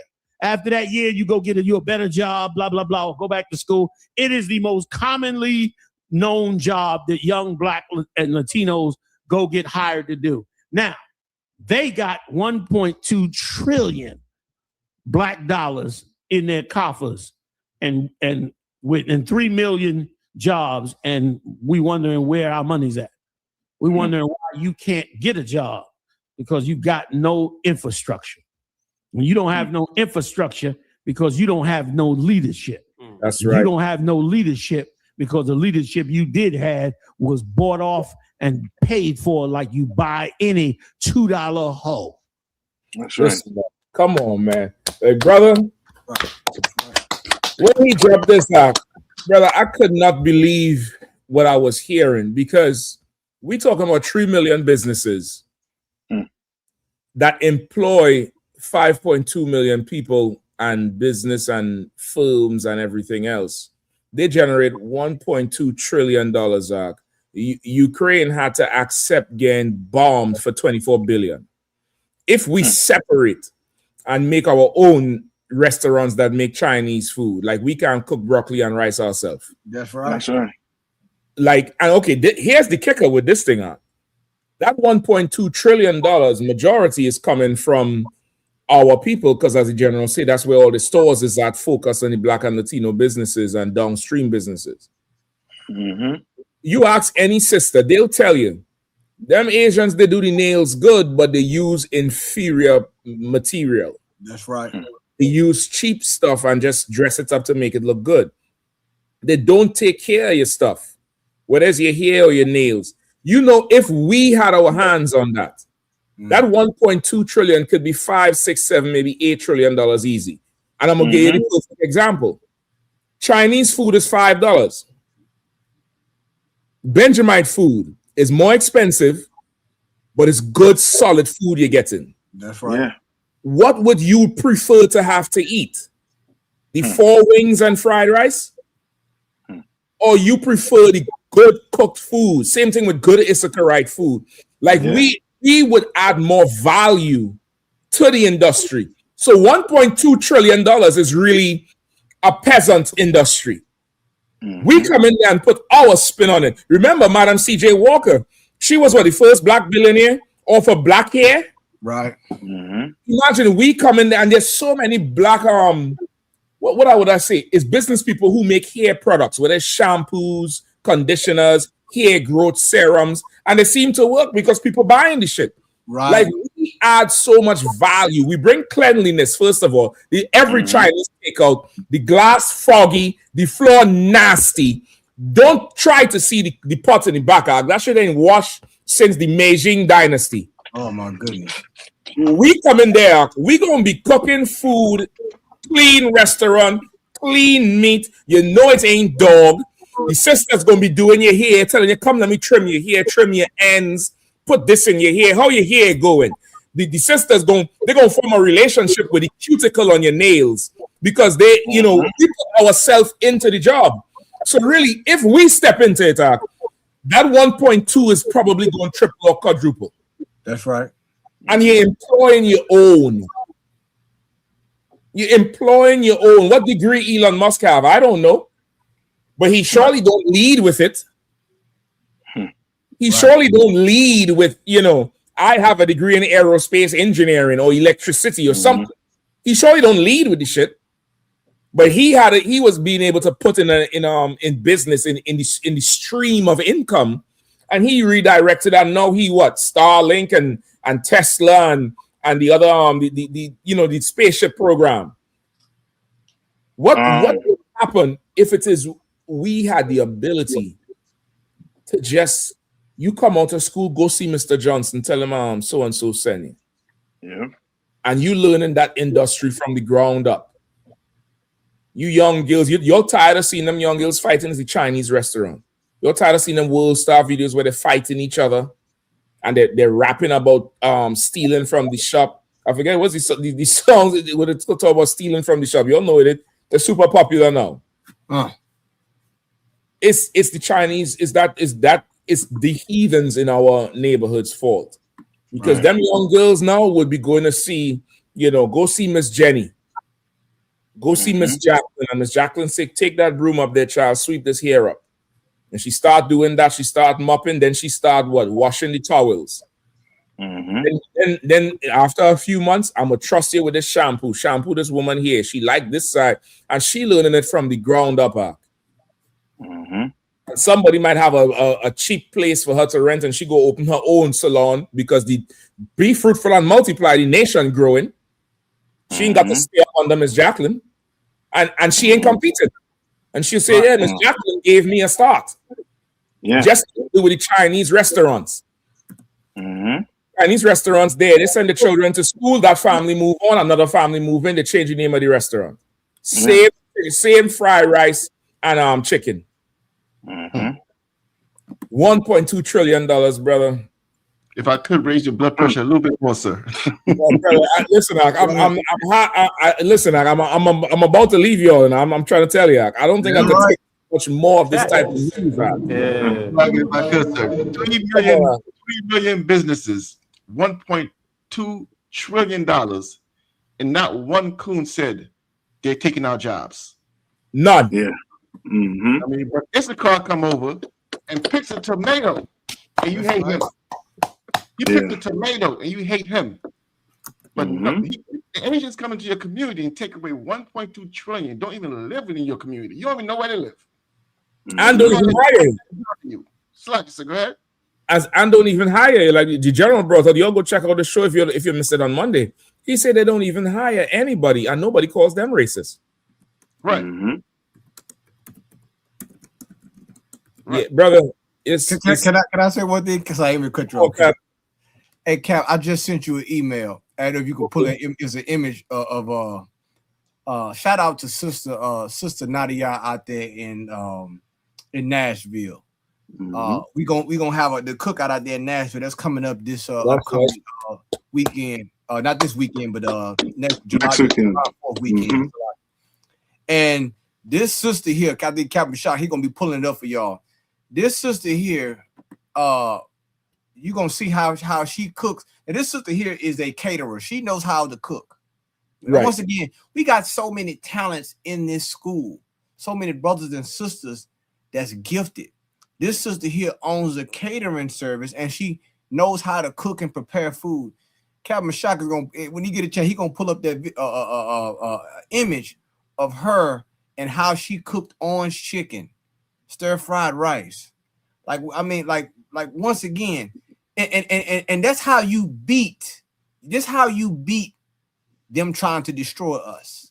Right. Yeah. Because they may destroy the business, but we have the business model.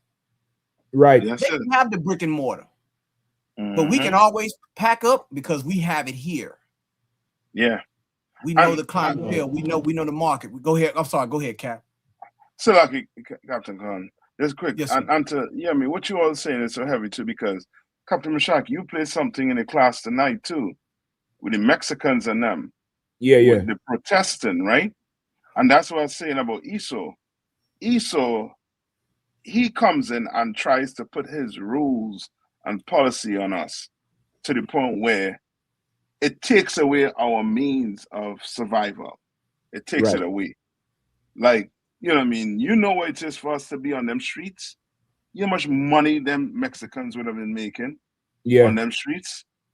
But because the oppressor wants to take away his competition, he put rules and says, if you want to host, you have to clean the streets up. Yep. You understand? You want to host, clean the streets up. Because, you know what I mean? And if you want to have sales, you will have to put a certain percentage to such and such. And the percentage, they carefully calculated to make sure we could never afford it. Yeah. So like Captain Khan. No, what you're saying is so right. They price us out. You understand? But once again, and this is where this is where you have to be spiritual. You have to understand it. This right, the water Cap. This right here. This is Sister Nadia, officer in the Shocks rib out there, the camp leader out there in Nashville. Look how good that food look. Come on, Now this right here. Now this look what now? Hold up now. Now we trying to tell you to get your orange chicken made by black hands. That's Stop right. playing with the UPK.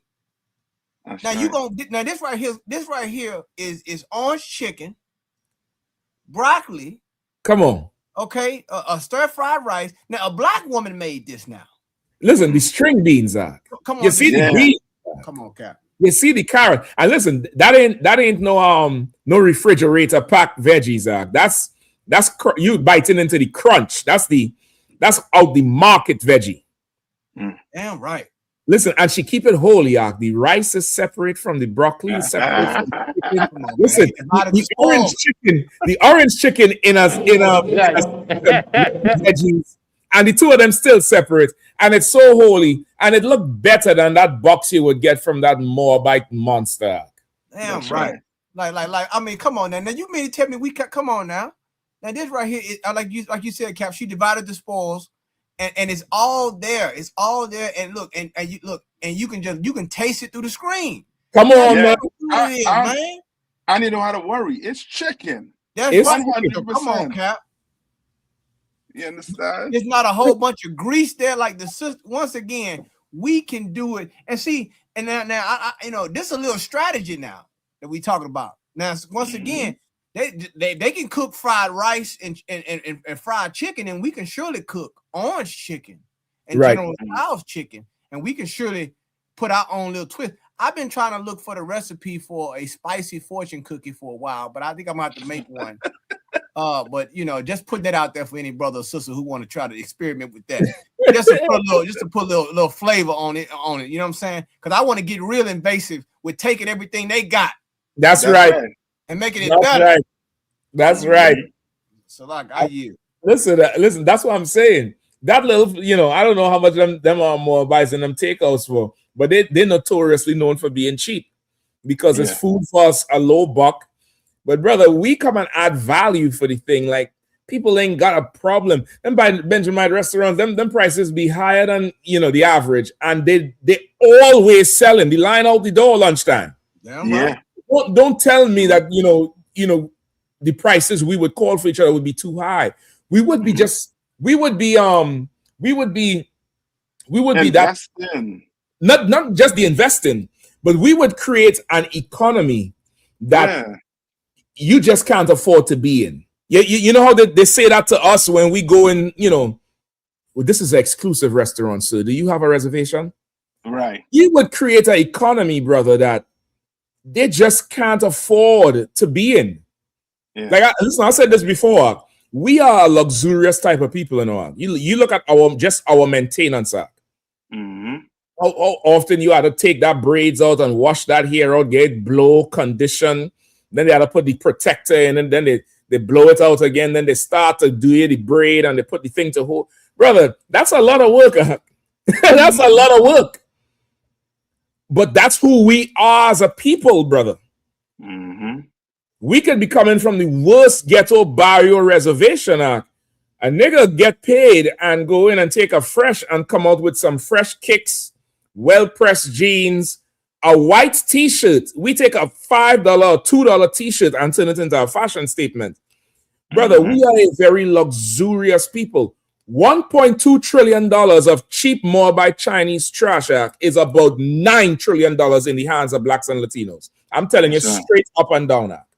Straight up and down. We add value to an economy. You get what I'm saying? Like we add value to something that nobody sees there, that nobody gets. That nobody gets. Like we think about the Memorial Day, how we brought up the custom of honoring the dead, the fallen. We imagine we thought it right to dress a dead man up, up, go blow a trumpet, and have a dinner in his honor. A dead nigga. You can imagine what we would do with a $1.2 trillion economy. That's a failing economy, according to us.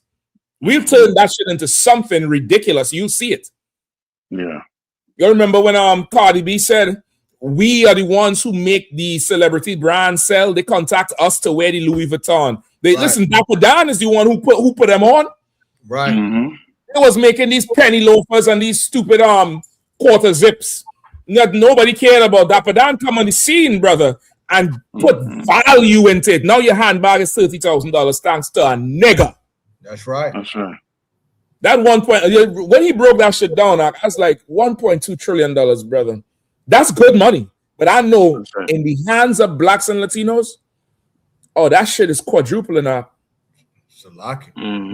Just a better people at handling shit. Damn right. Look, if you think I'm lying, look at America. Right.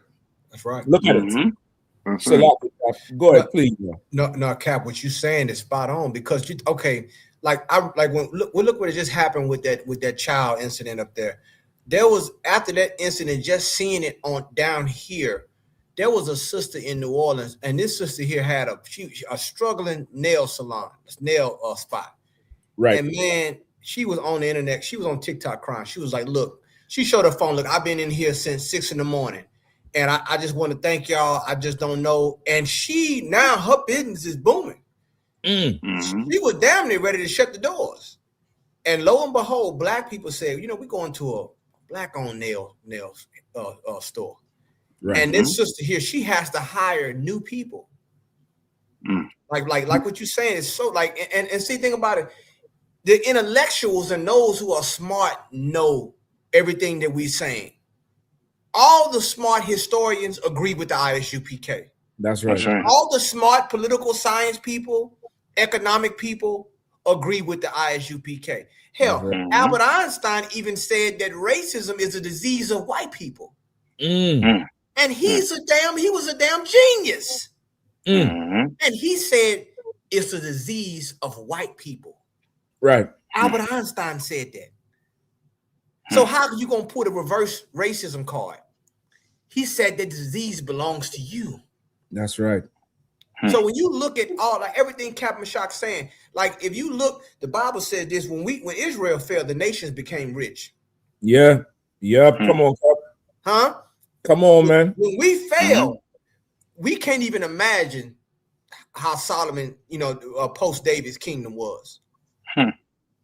You understand the type of political alliances and things he had, trades and things like that. We can't even imagine. Like these people here, they know exactly what the hell they're doing, and which is why we got to be, as Commander Junior Yahanna would say, we got to be selfish when it comes to our nation. That's right. We gotta be self-preservation. It's not racism. It's called, the white man will call it nationalism. Yeah. Call it national pride. See, he has the word. See, he has buzzwords for those types. He know how to pivot on those words. Yeah. And you let them box you in. Nah, like exactly what Captain Meshach saying. We take that, we quadruple it, we flip it. You give us a t-shirt, we give you a brand. You look at, like you said, Dapper Dan. You look at FUBU. The damn triads were trying to extort them. Right. Once we have something that's great, we have to insulate it. We have to say, nah, this belongs to us, and we'll only do business, and we decide the terms we'll do business. Exactly. That's how you corner the market. You got to learn how to say no, and no is a complete sentence. That's right. So I yield, Cap. If I could, sir. Go ahead, please, If I couldn't, what y'all saying is so heavy. As y'all talking, you Cap Meshach and Cap Kahan, as y'all explain what you're explaining, I'm just thinking in my mind, this success that the black community could have had, what would it do to the prison industry? Come on, man. I mean, it would devastate the prison industry. Well, not really. Not because the white man would be the prisoner now. Okay. Yeah, man. Well, go ahead. I definitely see the direction you're going. Yeah, because now your children would have something as simple as Cap Meshach was breaking down, where a young sister goes into a nail shop and starts sweeping the floor. She's busy. Yeah, she's running business. There would be no way for them to lock blacks, Hispanics, Native American Indians up at the rate they're locking them up. Right. And what it'll also do, it would expose evil, because if everybody's busy doing what they're supposed to be doing, you'd have to justify people going to jail now. And you'd have to show how evil you are, because you would need. The scripture says, "Woe to a city that's built on bloodshed. The foundation is bloodshed. The foundation is oppression. You can't go away from it. You can't turn into a righteous city. So you're gonna have to show your horns. You understand what I mean? And man, I could imagine, sir, if black people was to understand what you brothers are breaking down tonight, the kingdom would come. You know what I mean? It would be like floodgates opening because the Lord wouldn't be able to hold it back no more because y'all doing the job now. You're loving each other. You know, you're not letting no heathens into your neighborhood. You're not marrying heathens. Right. You know what I mean? You're keeping the money within the community. The Lord would say, you know what? It's time to end this. They done broke the chains already, so we might as well let them out. Right. Yeah. If I could, I just want to pull that precept Captain Kahan was talking about there. Romans 11 and 12. It says, now if the fall of them be the riches of the world, and the diminishing of them the riches of the Gentiles, how much more their fullness.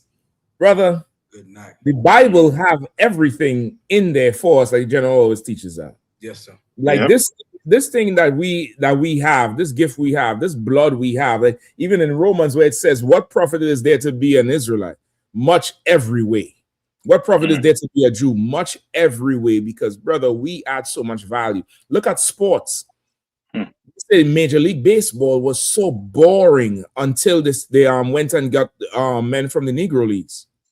And the Negro Leagues, they said the atmosphere was so festive and buzzing with the vendors walking through the stands and selling pies and this and that. And I could see it because coming from the Caribbean, growing up, you go to a game, brother, and everybody's selling something. Snow cone, what you all would call ices. We had a Rasta dude, a Rastafarian dude who used to call him Nuts Man. He would come with these, huge bags. You had to bend your back over. A whole big, almost like duffel bags, but think bigger, full of nutsack. And one bag is salted nuts, one bag is fresh.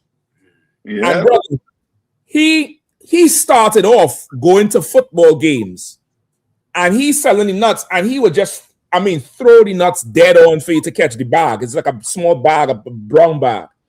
And he throw it, and you had to throw the money down. And if it falls short, people passing the money down to him. Now imagine that. Nobody taking the money and running off. Right.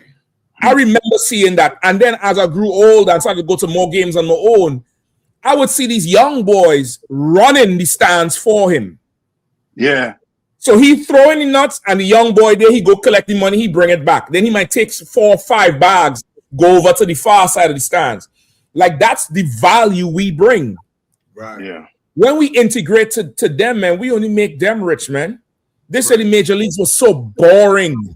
It was a boring place to be. Stealing bases was a Negro League thing. Right. So when brothers went in there, started stealing bases, they didn't know what to make of it. Sliding into bases. Right.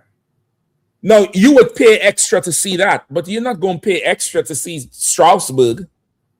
That's right. You don't want to see him. We'll add value to things, man. Think about Nike and Michael Jordan. One nigga. Think about Tiger Woods. Oh my God. There's a clip. I'm going to look for it to see if I play before we finish the show. Brother, Tiger Woods is a different individual. I'm just trying to tell you. Now, his personal life and his morality is something else. Right. But this nigga on the golf course, brother. Right, Cap. That's from the 4th dimension. He stepped out of the throne room on their ass with that golfer. That nigga is not to be fucked with on that golf course. I'm gonna tell you. If he loses, because he wasn't focusing that day. We really add the value, brother. So I know that 1.2 trillion. Them old, them Ming Dynasty motherfuckers. That's the best they could do. Right. We could do more. Right. So, if I may, please. And as y'all breaking it down like a fraction, this is exactly why when black people, after Cyrus was killed by that slanty-eyed bastard child, and black people got online to call for a boycott. This is the most diabolical part to me, and this is why I thank the Lord for the truth under Commander General Yahanna, the ISUPK, because the evil part of all of this is the white man, along with the heathens, have convinced us and themselves that we are people who have no value, that we are people that can't come together, and that we affect no change. But my question is, how come you Asians and white people were so upset that black people had the audacity to say we are going to spend our money among our own people? Like if we were all the things that you are projecting us to be, if we were so degenerate, if we were so useless, if we were so animalistic and barbaric and just stupid, you wouldn't get online and have a panic attack and chimp out about us just wanting to give our money to our own stores.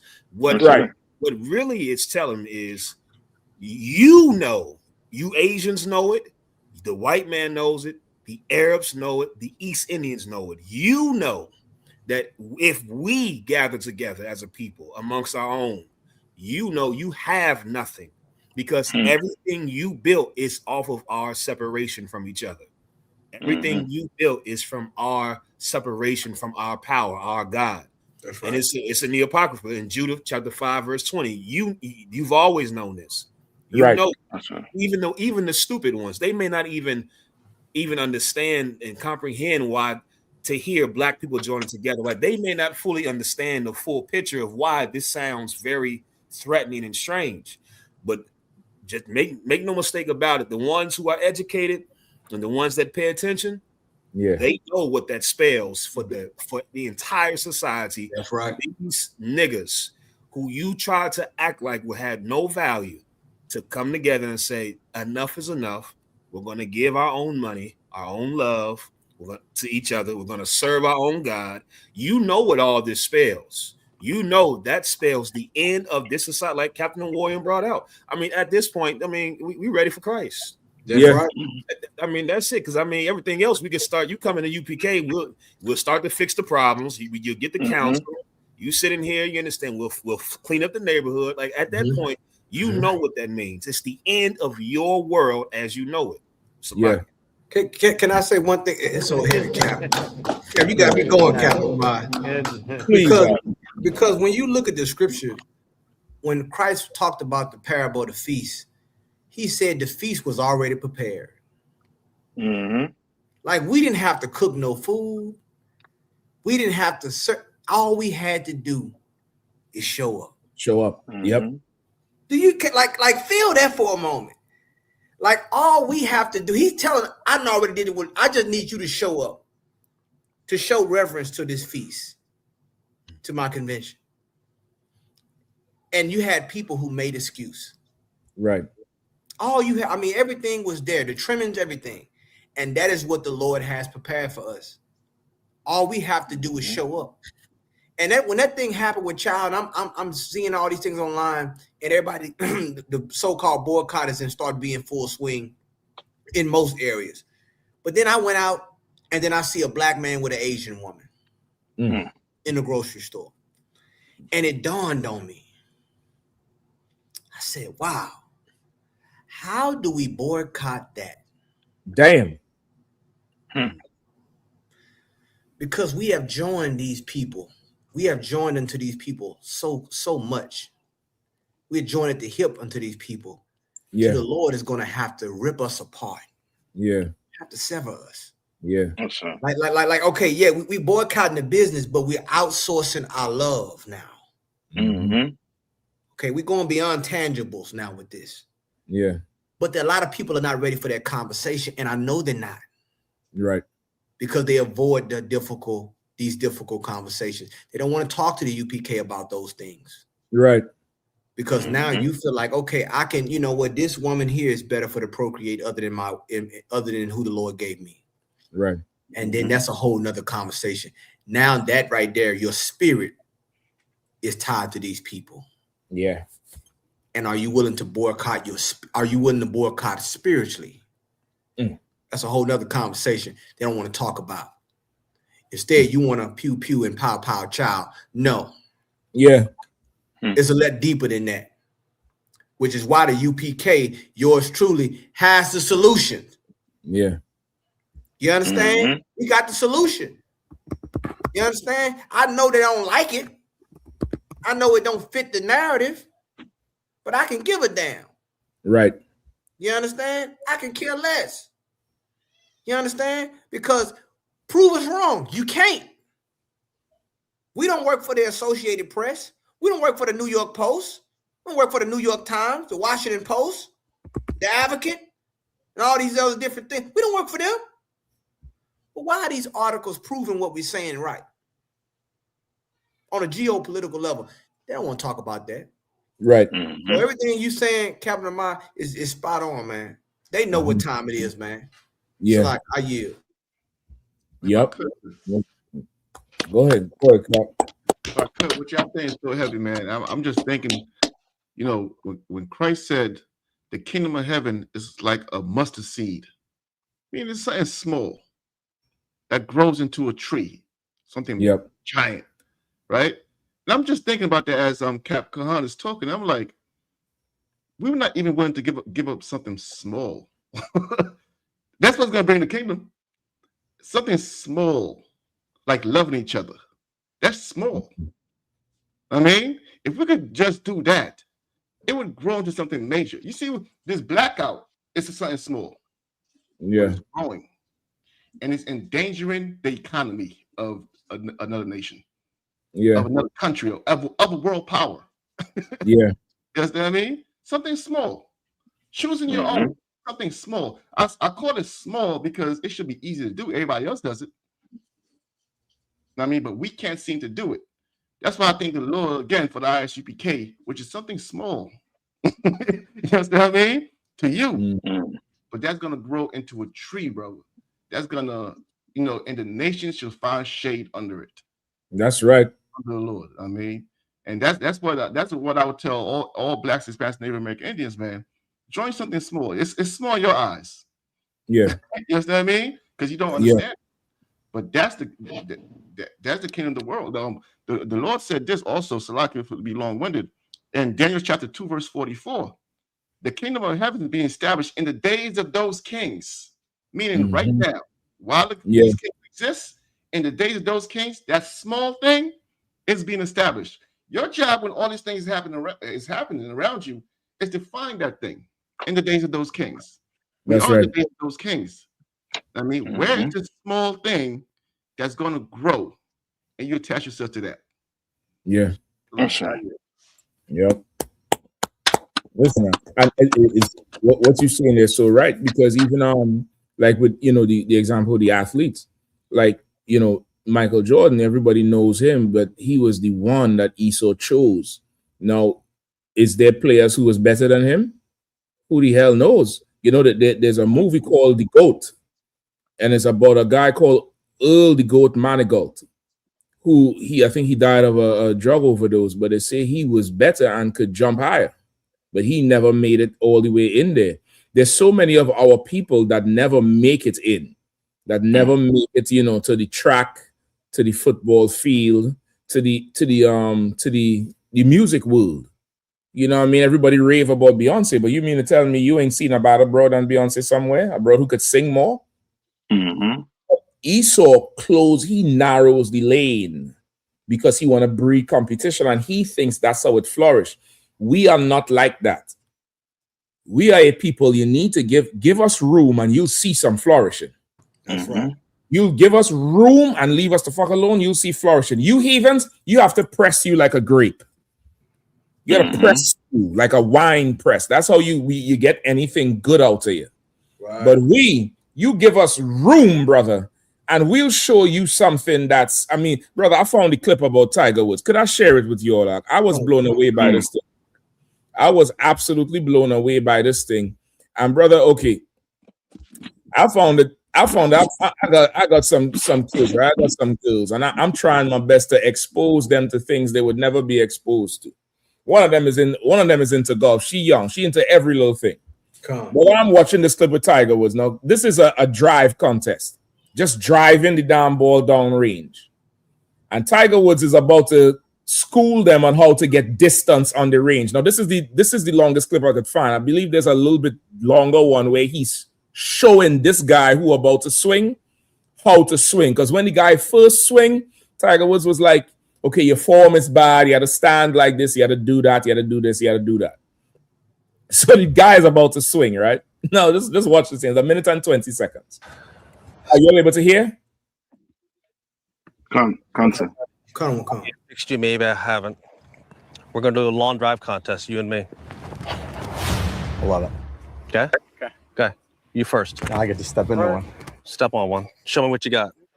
Riggsy boy. Riggs. Long drive contest against Tiger Woods. Yes, yeah. You ready for this, Tiger? Come on. Stronger grip. Forward. Yep. Stronger club face. Stronger club face. Lead the club face strong all the way back. No, this is a competition, Aki. Tiger Woods is telling him how to. Right, He coaching him. Brother, I mean. Yes! Oh, shit! Now, all them white boys is impressed with this. And he just got tips from Tiger Woods on how to hit the ball. And you hear the white boys cheering, Richie, yes, meaning like, oh shit, that's cold. Shit. All right. Look at the nigga step up. Tiger Woods is like, all right, cool. All right, you see where that went? Okay. All right, we saw it. We saw it. And the white boys cocky. They're like, yeah, we saw it. We saw it. Yeah. All right, long drive contest. No. Nah.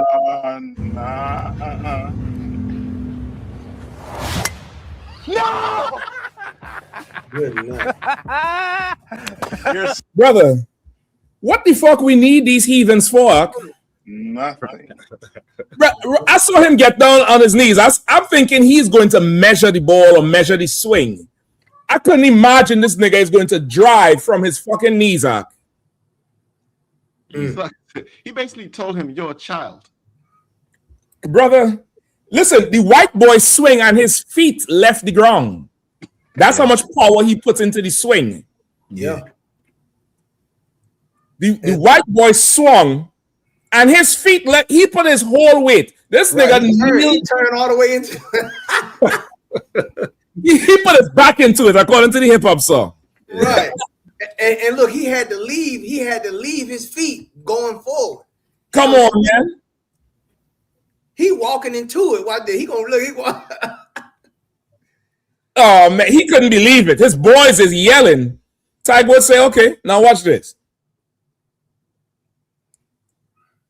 Now you mean to tell me, we have to be in the confines of the white man where you have to stand and swing?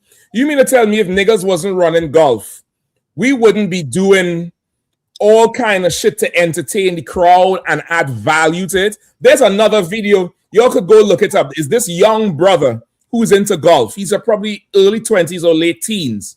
And he is at Top Golf. You know, Top Golf is a driving range. You just go there to drive. It's like it's like going to a gun range, but you could have drinks and shit. And he swings with one hand out, like he is, like you're playing croquet or something. He just walks up to the thing and swings with one hand.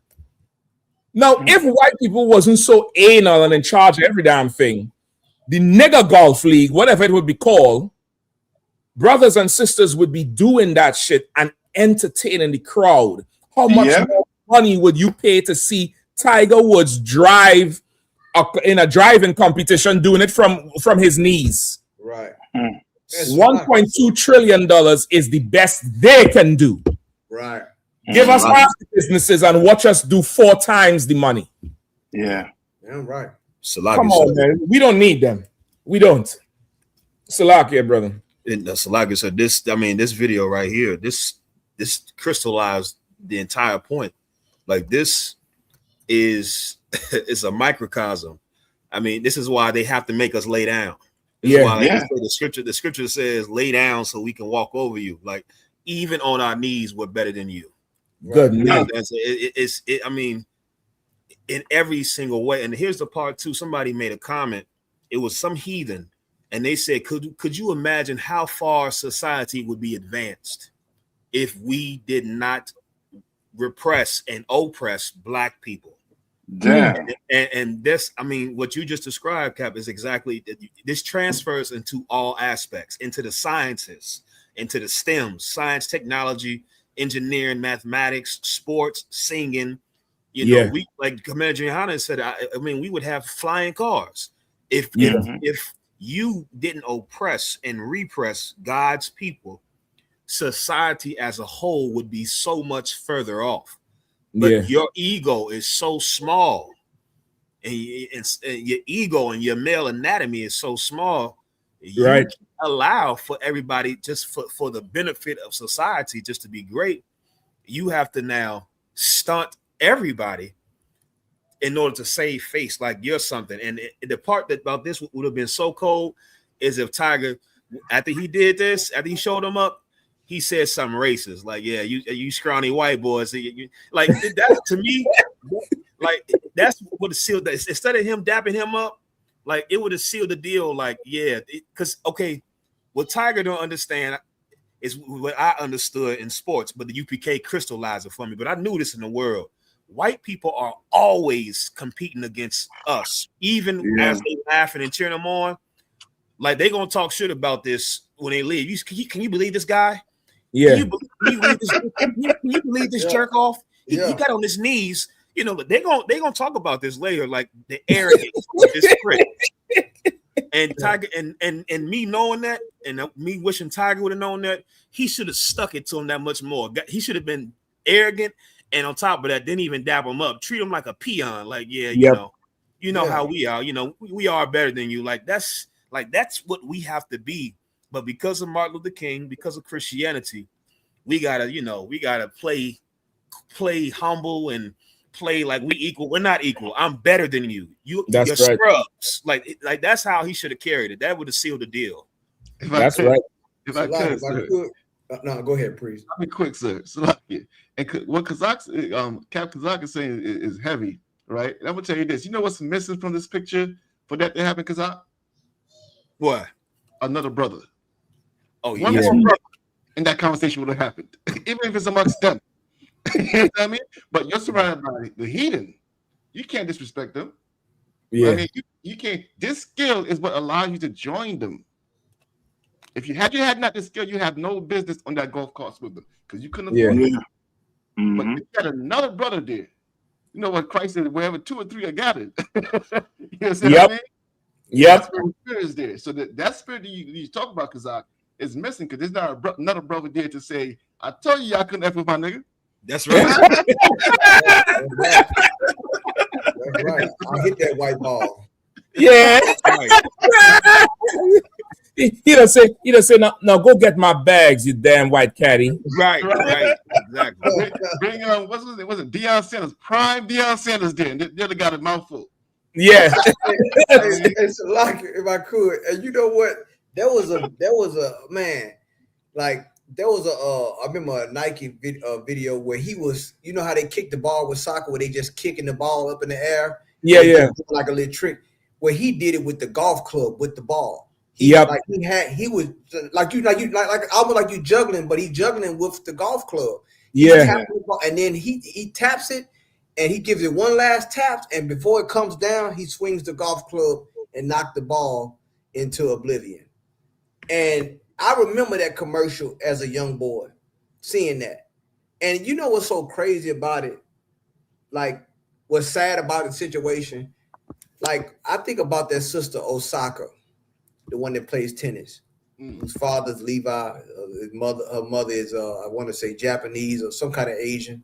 Right. And Osaka is everything Tiger Woods should have been. Right.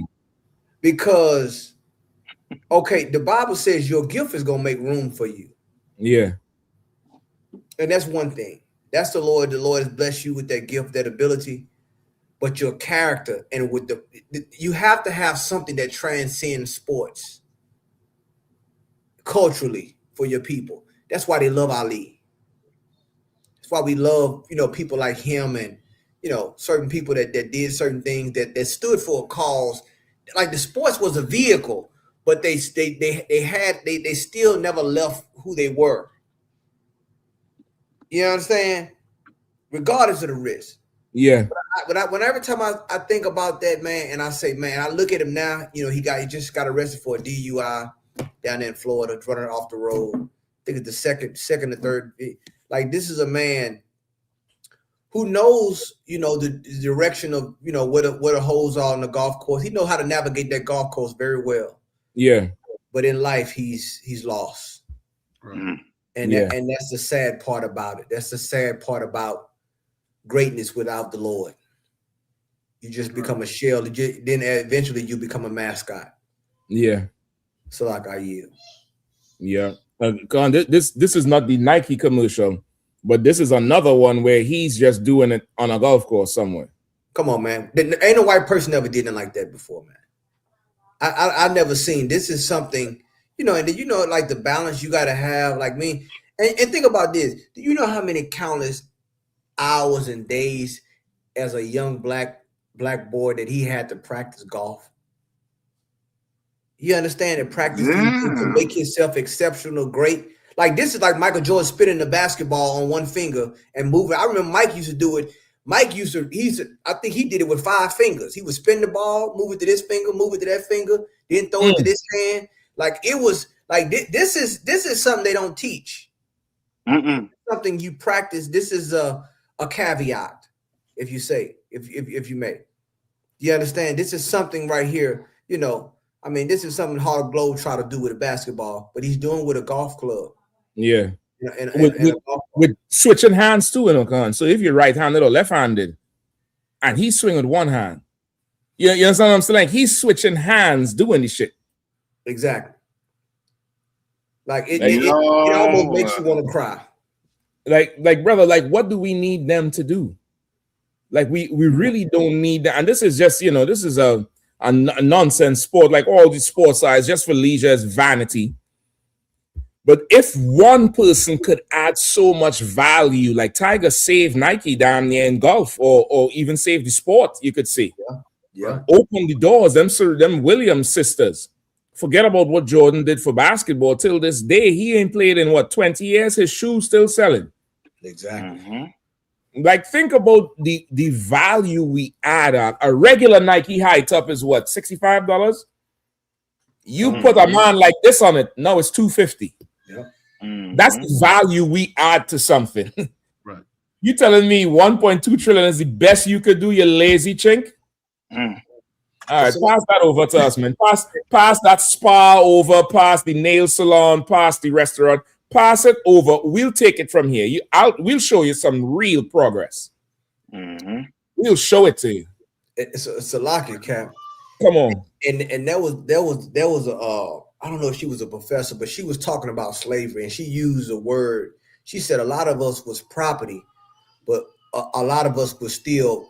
It's a word she used where it's like it's like an asset, but I forgot the word she used. But it's like meaning this type of nigga here, he creates revenue. Like there was certain people. Okay, you had chattel slavery, but then you had like insurance companies. With like this type of person here, because of his skill or her skill or what she knows how to do, right? You put her on a plantation, she's going to create revenue just by being there. And it amazed me. I mean, it's let me know that that it was levels to this. Like, we can't even fathom the financial index of what our ancestors not only were there to do skill wise, but what they created. Yeah. What they build with scraps and the tools in the barn. Yeah. You understand? Like they don't understand that, and that's without a degree. That's with them just far as ingenuity, trying to make life easier. And the Holy Spirit. The water cap. We didn't need the degree. The Holy Spirit made us make life easier. Like, I know we just doing the analogy with sports and certain businesses. Imagine in war. Having one. Now you see how Judas Maccabees was so famous. This one cat leading the army. Why he was so valuable. Moses, how he was so valuable. You get the point? Like, we add value to something, man. We add it, and that's why you don't want us to ever come together, because you want all the value for yourself. You have poor resource management, because you'll only take one of us and blow that person up, and then that's it. And brother, you wouldn't need to block the Straits of Hormuz if you let all niggas just loose. You got people in China trying to be Michael Jordan today, trying to be Iverson today, trying to be Michael Jackson today, trying to be Ali today.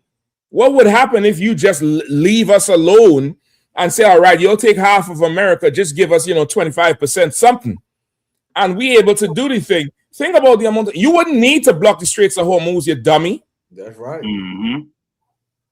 We didn't have no oil in the 20s, and we made Black Wall Street, like Captain Nathak brought out earlier. You think we need Hormuz?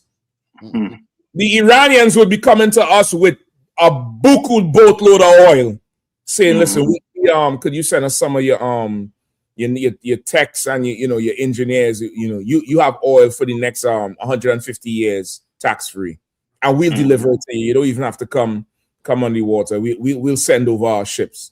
Just send some of your wise men down, send some of your women down, some of your medicine people down." Right. Right. Like it's so much that we could have if we, like you also were saying, we separate, like Captain Awarian was saying, we separate and love each other. Like what Captain Kazak was just saying there, like we really don't need them. We above them, and we need to see it. We don't need to outperform them for their love. We need to outperform them and show them that they are inferior to us. That's what we need to do. And listen, because of Christianity, we think that showing them they're inferior is hatred. When if you show the white man he's inferior, he will love you more. That's right. Come on, Cap. He has some kind of reverse psychology, some kind of F&M shit in his head. You show him you superior and he's the inferior one. Oh yes, you want some more water? Right. You want? You give over. The heathens are like that. They're so carnal. Right. You show them they're inferior, they'll want to be with you more. It's Salaki, Cap. Come on, please. If I could, just to double down on what you're saying, and it's so right, because here's the kicker. All you have to do is serve the Lord and be who you are. That's it. And by default, you are better than them. Yeah, that's right. Like by you just saying I'm gonna serve the Lord, and you're already great. You already seen what you can do. You understand? You're already #1 draft pick. Yeah. You're already, doing this, doing that. You're already, dominating the World Cup. You're already doing these different things. You know what I'm saying? They had one brother, I don't mean to get long with it, but they had one brother. This brother here was a percussionist. He was a jazz percussionist. And he created something they called the ghost note. And he did it by accident. He said, I was playing the thing and one day and I hit this note. I said, whoa. I said, what was that? He said, it felt so good. I said, do it again. And they got the ghost note that they use in music theory, almost seems offbeat, but it's like it's right on time. Now, how else could a nigga from the ghetto know this type of stuff, man? Yeah. And then then they get it on wax, and they say, "Whoa, man, we never heard no. How did he hit that note at the timing? Do we got to change the tempo? No, because it's already synchronized because of his skill set. That's right. That right there, like Captain Mashak said, it's gonna be natural if you do it. But here's the thing: we got to give the Lord His praise. That's right. That's right. The Bible said, "I was glad when they said unto me, let us go into the house of the Lord." Imagine we doing all these things, all these trophies and accolades, and then we come to the Passover. Boy, it'd be a beautiful time. I'm trying to tell you. That we get to see, oh man, that's Serena. Oh, that's Tiger Woods. Oh, that's what's her name, man. I heard that album. Man, you know what I'm saying? Yeah, man. And let me go salute the Torah right quick. Yeah. Let me go up here and salute the Torah. Yeah. That's right. And the beautiful thing about that would be this: the heathens would only hear about the Passover. Would never experience it. Bro, they would come up with stories. That's what I can say. Yeah, they'd be like, I wonder what that's like. They'd only hear about it. You know what I heard they float in there. Their feet don't even touch the ground. I heard the lamb cooks itself. I heard the lamb eats itself. He said they got a fountain from the sky that the wine falls down. Look, is that cloud right over there? They'll be coming up with stories for us. We might have to invest in some drones to keep their drones away from the Passover. I'm not gonna tell Cap that. You're gonna be like, yo, who drone is that? That ain't one of ours. Is that look, that's TMZ. They're like, man, they trying to get a picture. They're trying to get a picture of them up there saluting the Torah. TMZ drone right there. Listen, the Lord gonna have a brother invent some shit out. The drone gonna be seeing nothing but a rock. And they're gonna get up there and say, "Oh, I told y'all they're not down there," and it's just a rock and birds they hear. And meanwhile, we jamming out, we going. Yeah. You get the point? Like we the Lord done gave us the gifts we need, and the proof is out there. The gifts we have, and you know how we could change economies. LeBron left Cleveland, came back, and the economy boosted by $400 million. One nigga. Straits of Hormuz, the fuck you need that for? You got the only thing that's more valuable than oil and gold in the earth, which is blacks, Latinos, and Native Indians. Damn right. More valuable than oil and gold. And that's what the Bible says. That's right. More precious than fine gold, nigga. You blocking a Strait of Hormuz for what? 20% of the oil or the world's oil? Yeah. You can't afford 20%. We paying 10% in tithes already. You can't afford 20? Listen, man, y'all just hand over everything over to us. We'll make it better. We'll make it better, and we'll make it desirable. Right. Israel have a knack of making something look good. That's right. Look good. We make that shit look good, sound good, feel good. I thought James Brown said feel good. Damn right. And I look good. Damn right. Oh, brother, listen, I can't wait. Let these heathens and them suffer, man. They'll really see what the kingdom is. They'll really see what real power is, how to really run something. And it's going to cut their spirit. That's why that's why the Bible said the kingdom of heaven, the gates going to be open to receive the forces of the Gentiles. Because we are going to be so fly and so moral and so upright, they're going to want to bring their stuff to us. Yeah. They're going to want to bring it and, be co-signed. Go ahead, Cap, please. No, that's what you're saying too. And people might think, well, they need to get Trump out of office. When the next person coming in there is going to do the same thing Trump doing. Yeah.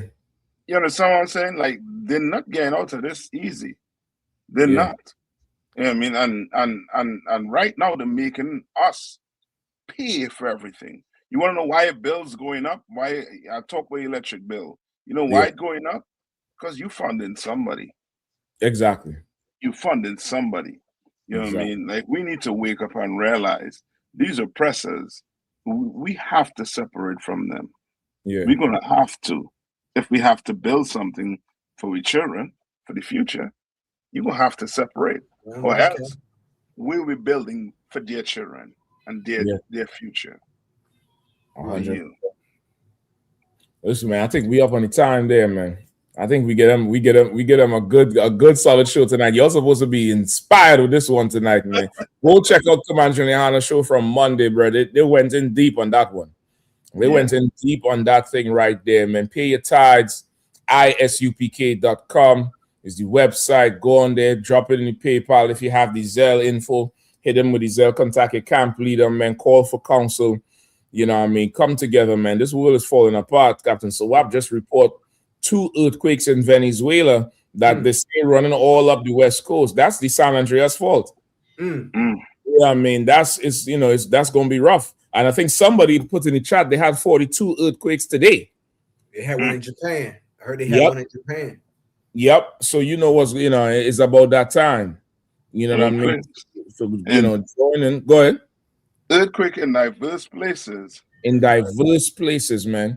Pestilence and famine all over the place. But be not. Go ahead, please. Yeah, and just a reminder, we keep our brother Asha in prayer, right? That's keep right. Asha in prayer. Keep Asha in prayer. Right, we brother. That's right. We are the sons of Jacob, the sons of Yashala. So That's right. In prayer. So That's right, brother. So water for that too. You know what I mean? Pray and exalt one another daily, man.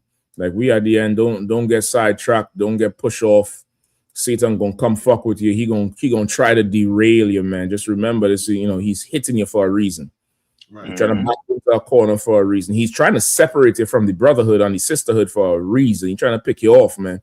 Right. This is what they call what's the what is latent lucidity? I forget the term. The last bit of energy before you die. I forget the term. Is a medical term. He's in that stage right now, man. So stay locked in, stay focused. ICPK.com, pay your tithes. Join Commander General Yahanna every Monday night, 9 p.m. on this same channel, the real General Yahanna, man. Call for counsel, call your camp leader, make your camps, make your classes. Lock all the way in now, man. This world is done in hell on a handbag, man. They're fighting over $24 billion. We got $1.2 trillion from one nation. Imagine we do the math on everybody else who in our neighborhood. It's going to be insane. That's right. And that's just in America. We ain't talk about the Caribbean and South America. Come on, man. Like we don't need the Straits of Hormuz. The Straits of Hormuz need us. That's right. Listen, man, Lord Allah, we'll be back with you all next week, man. To water again for the usual suspects who are always on the inside, man.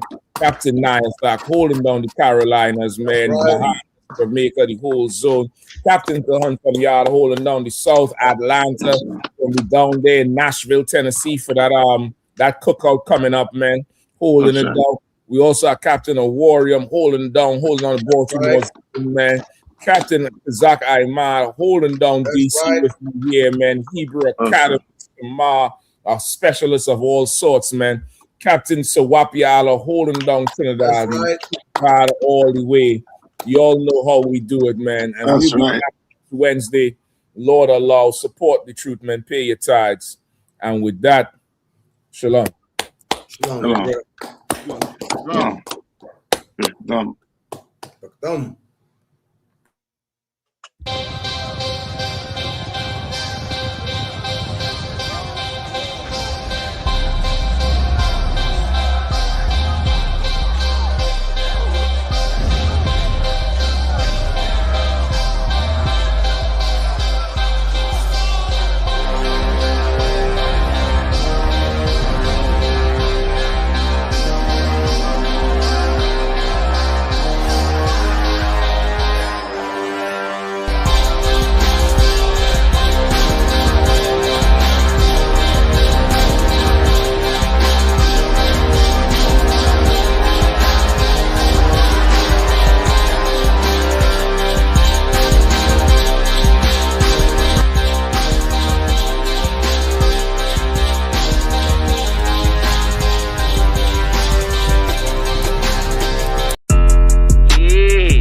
Messed up, no.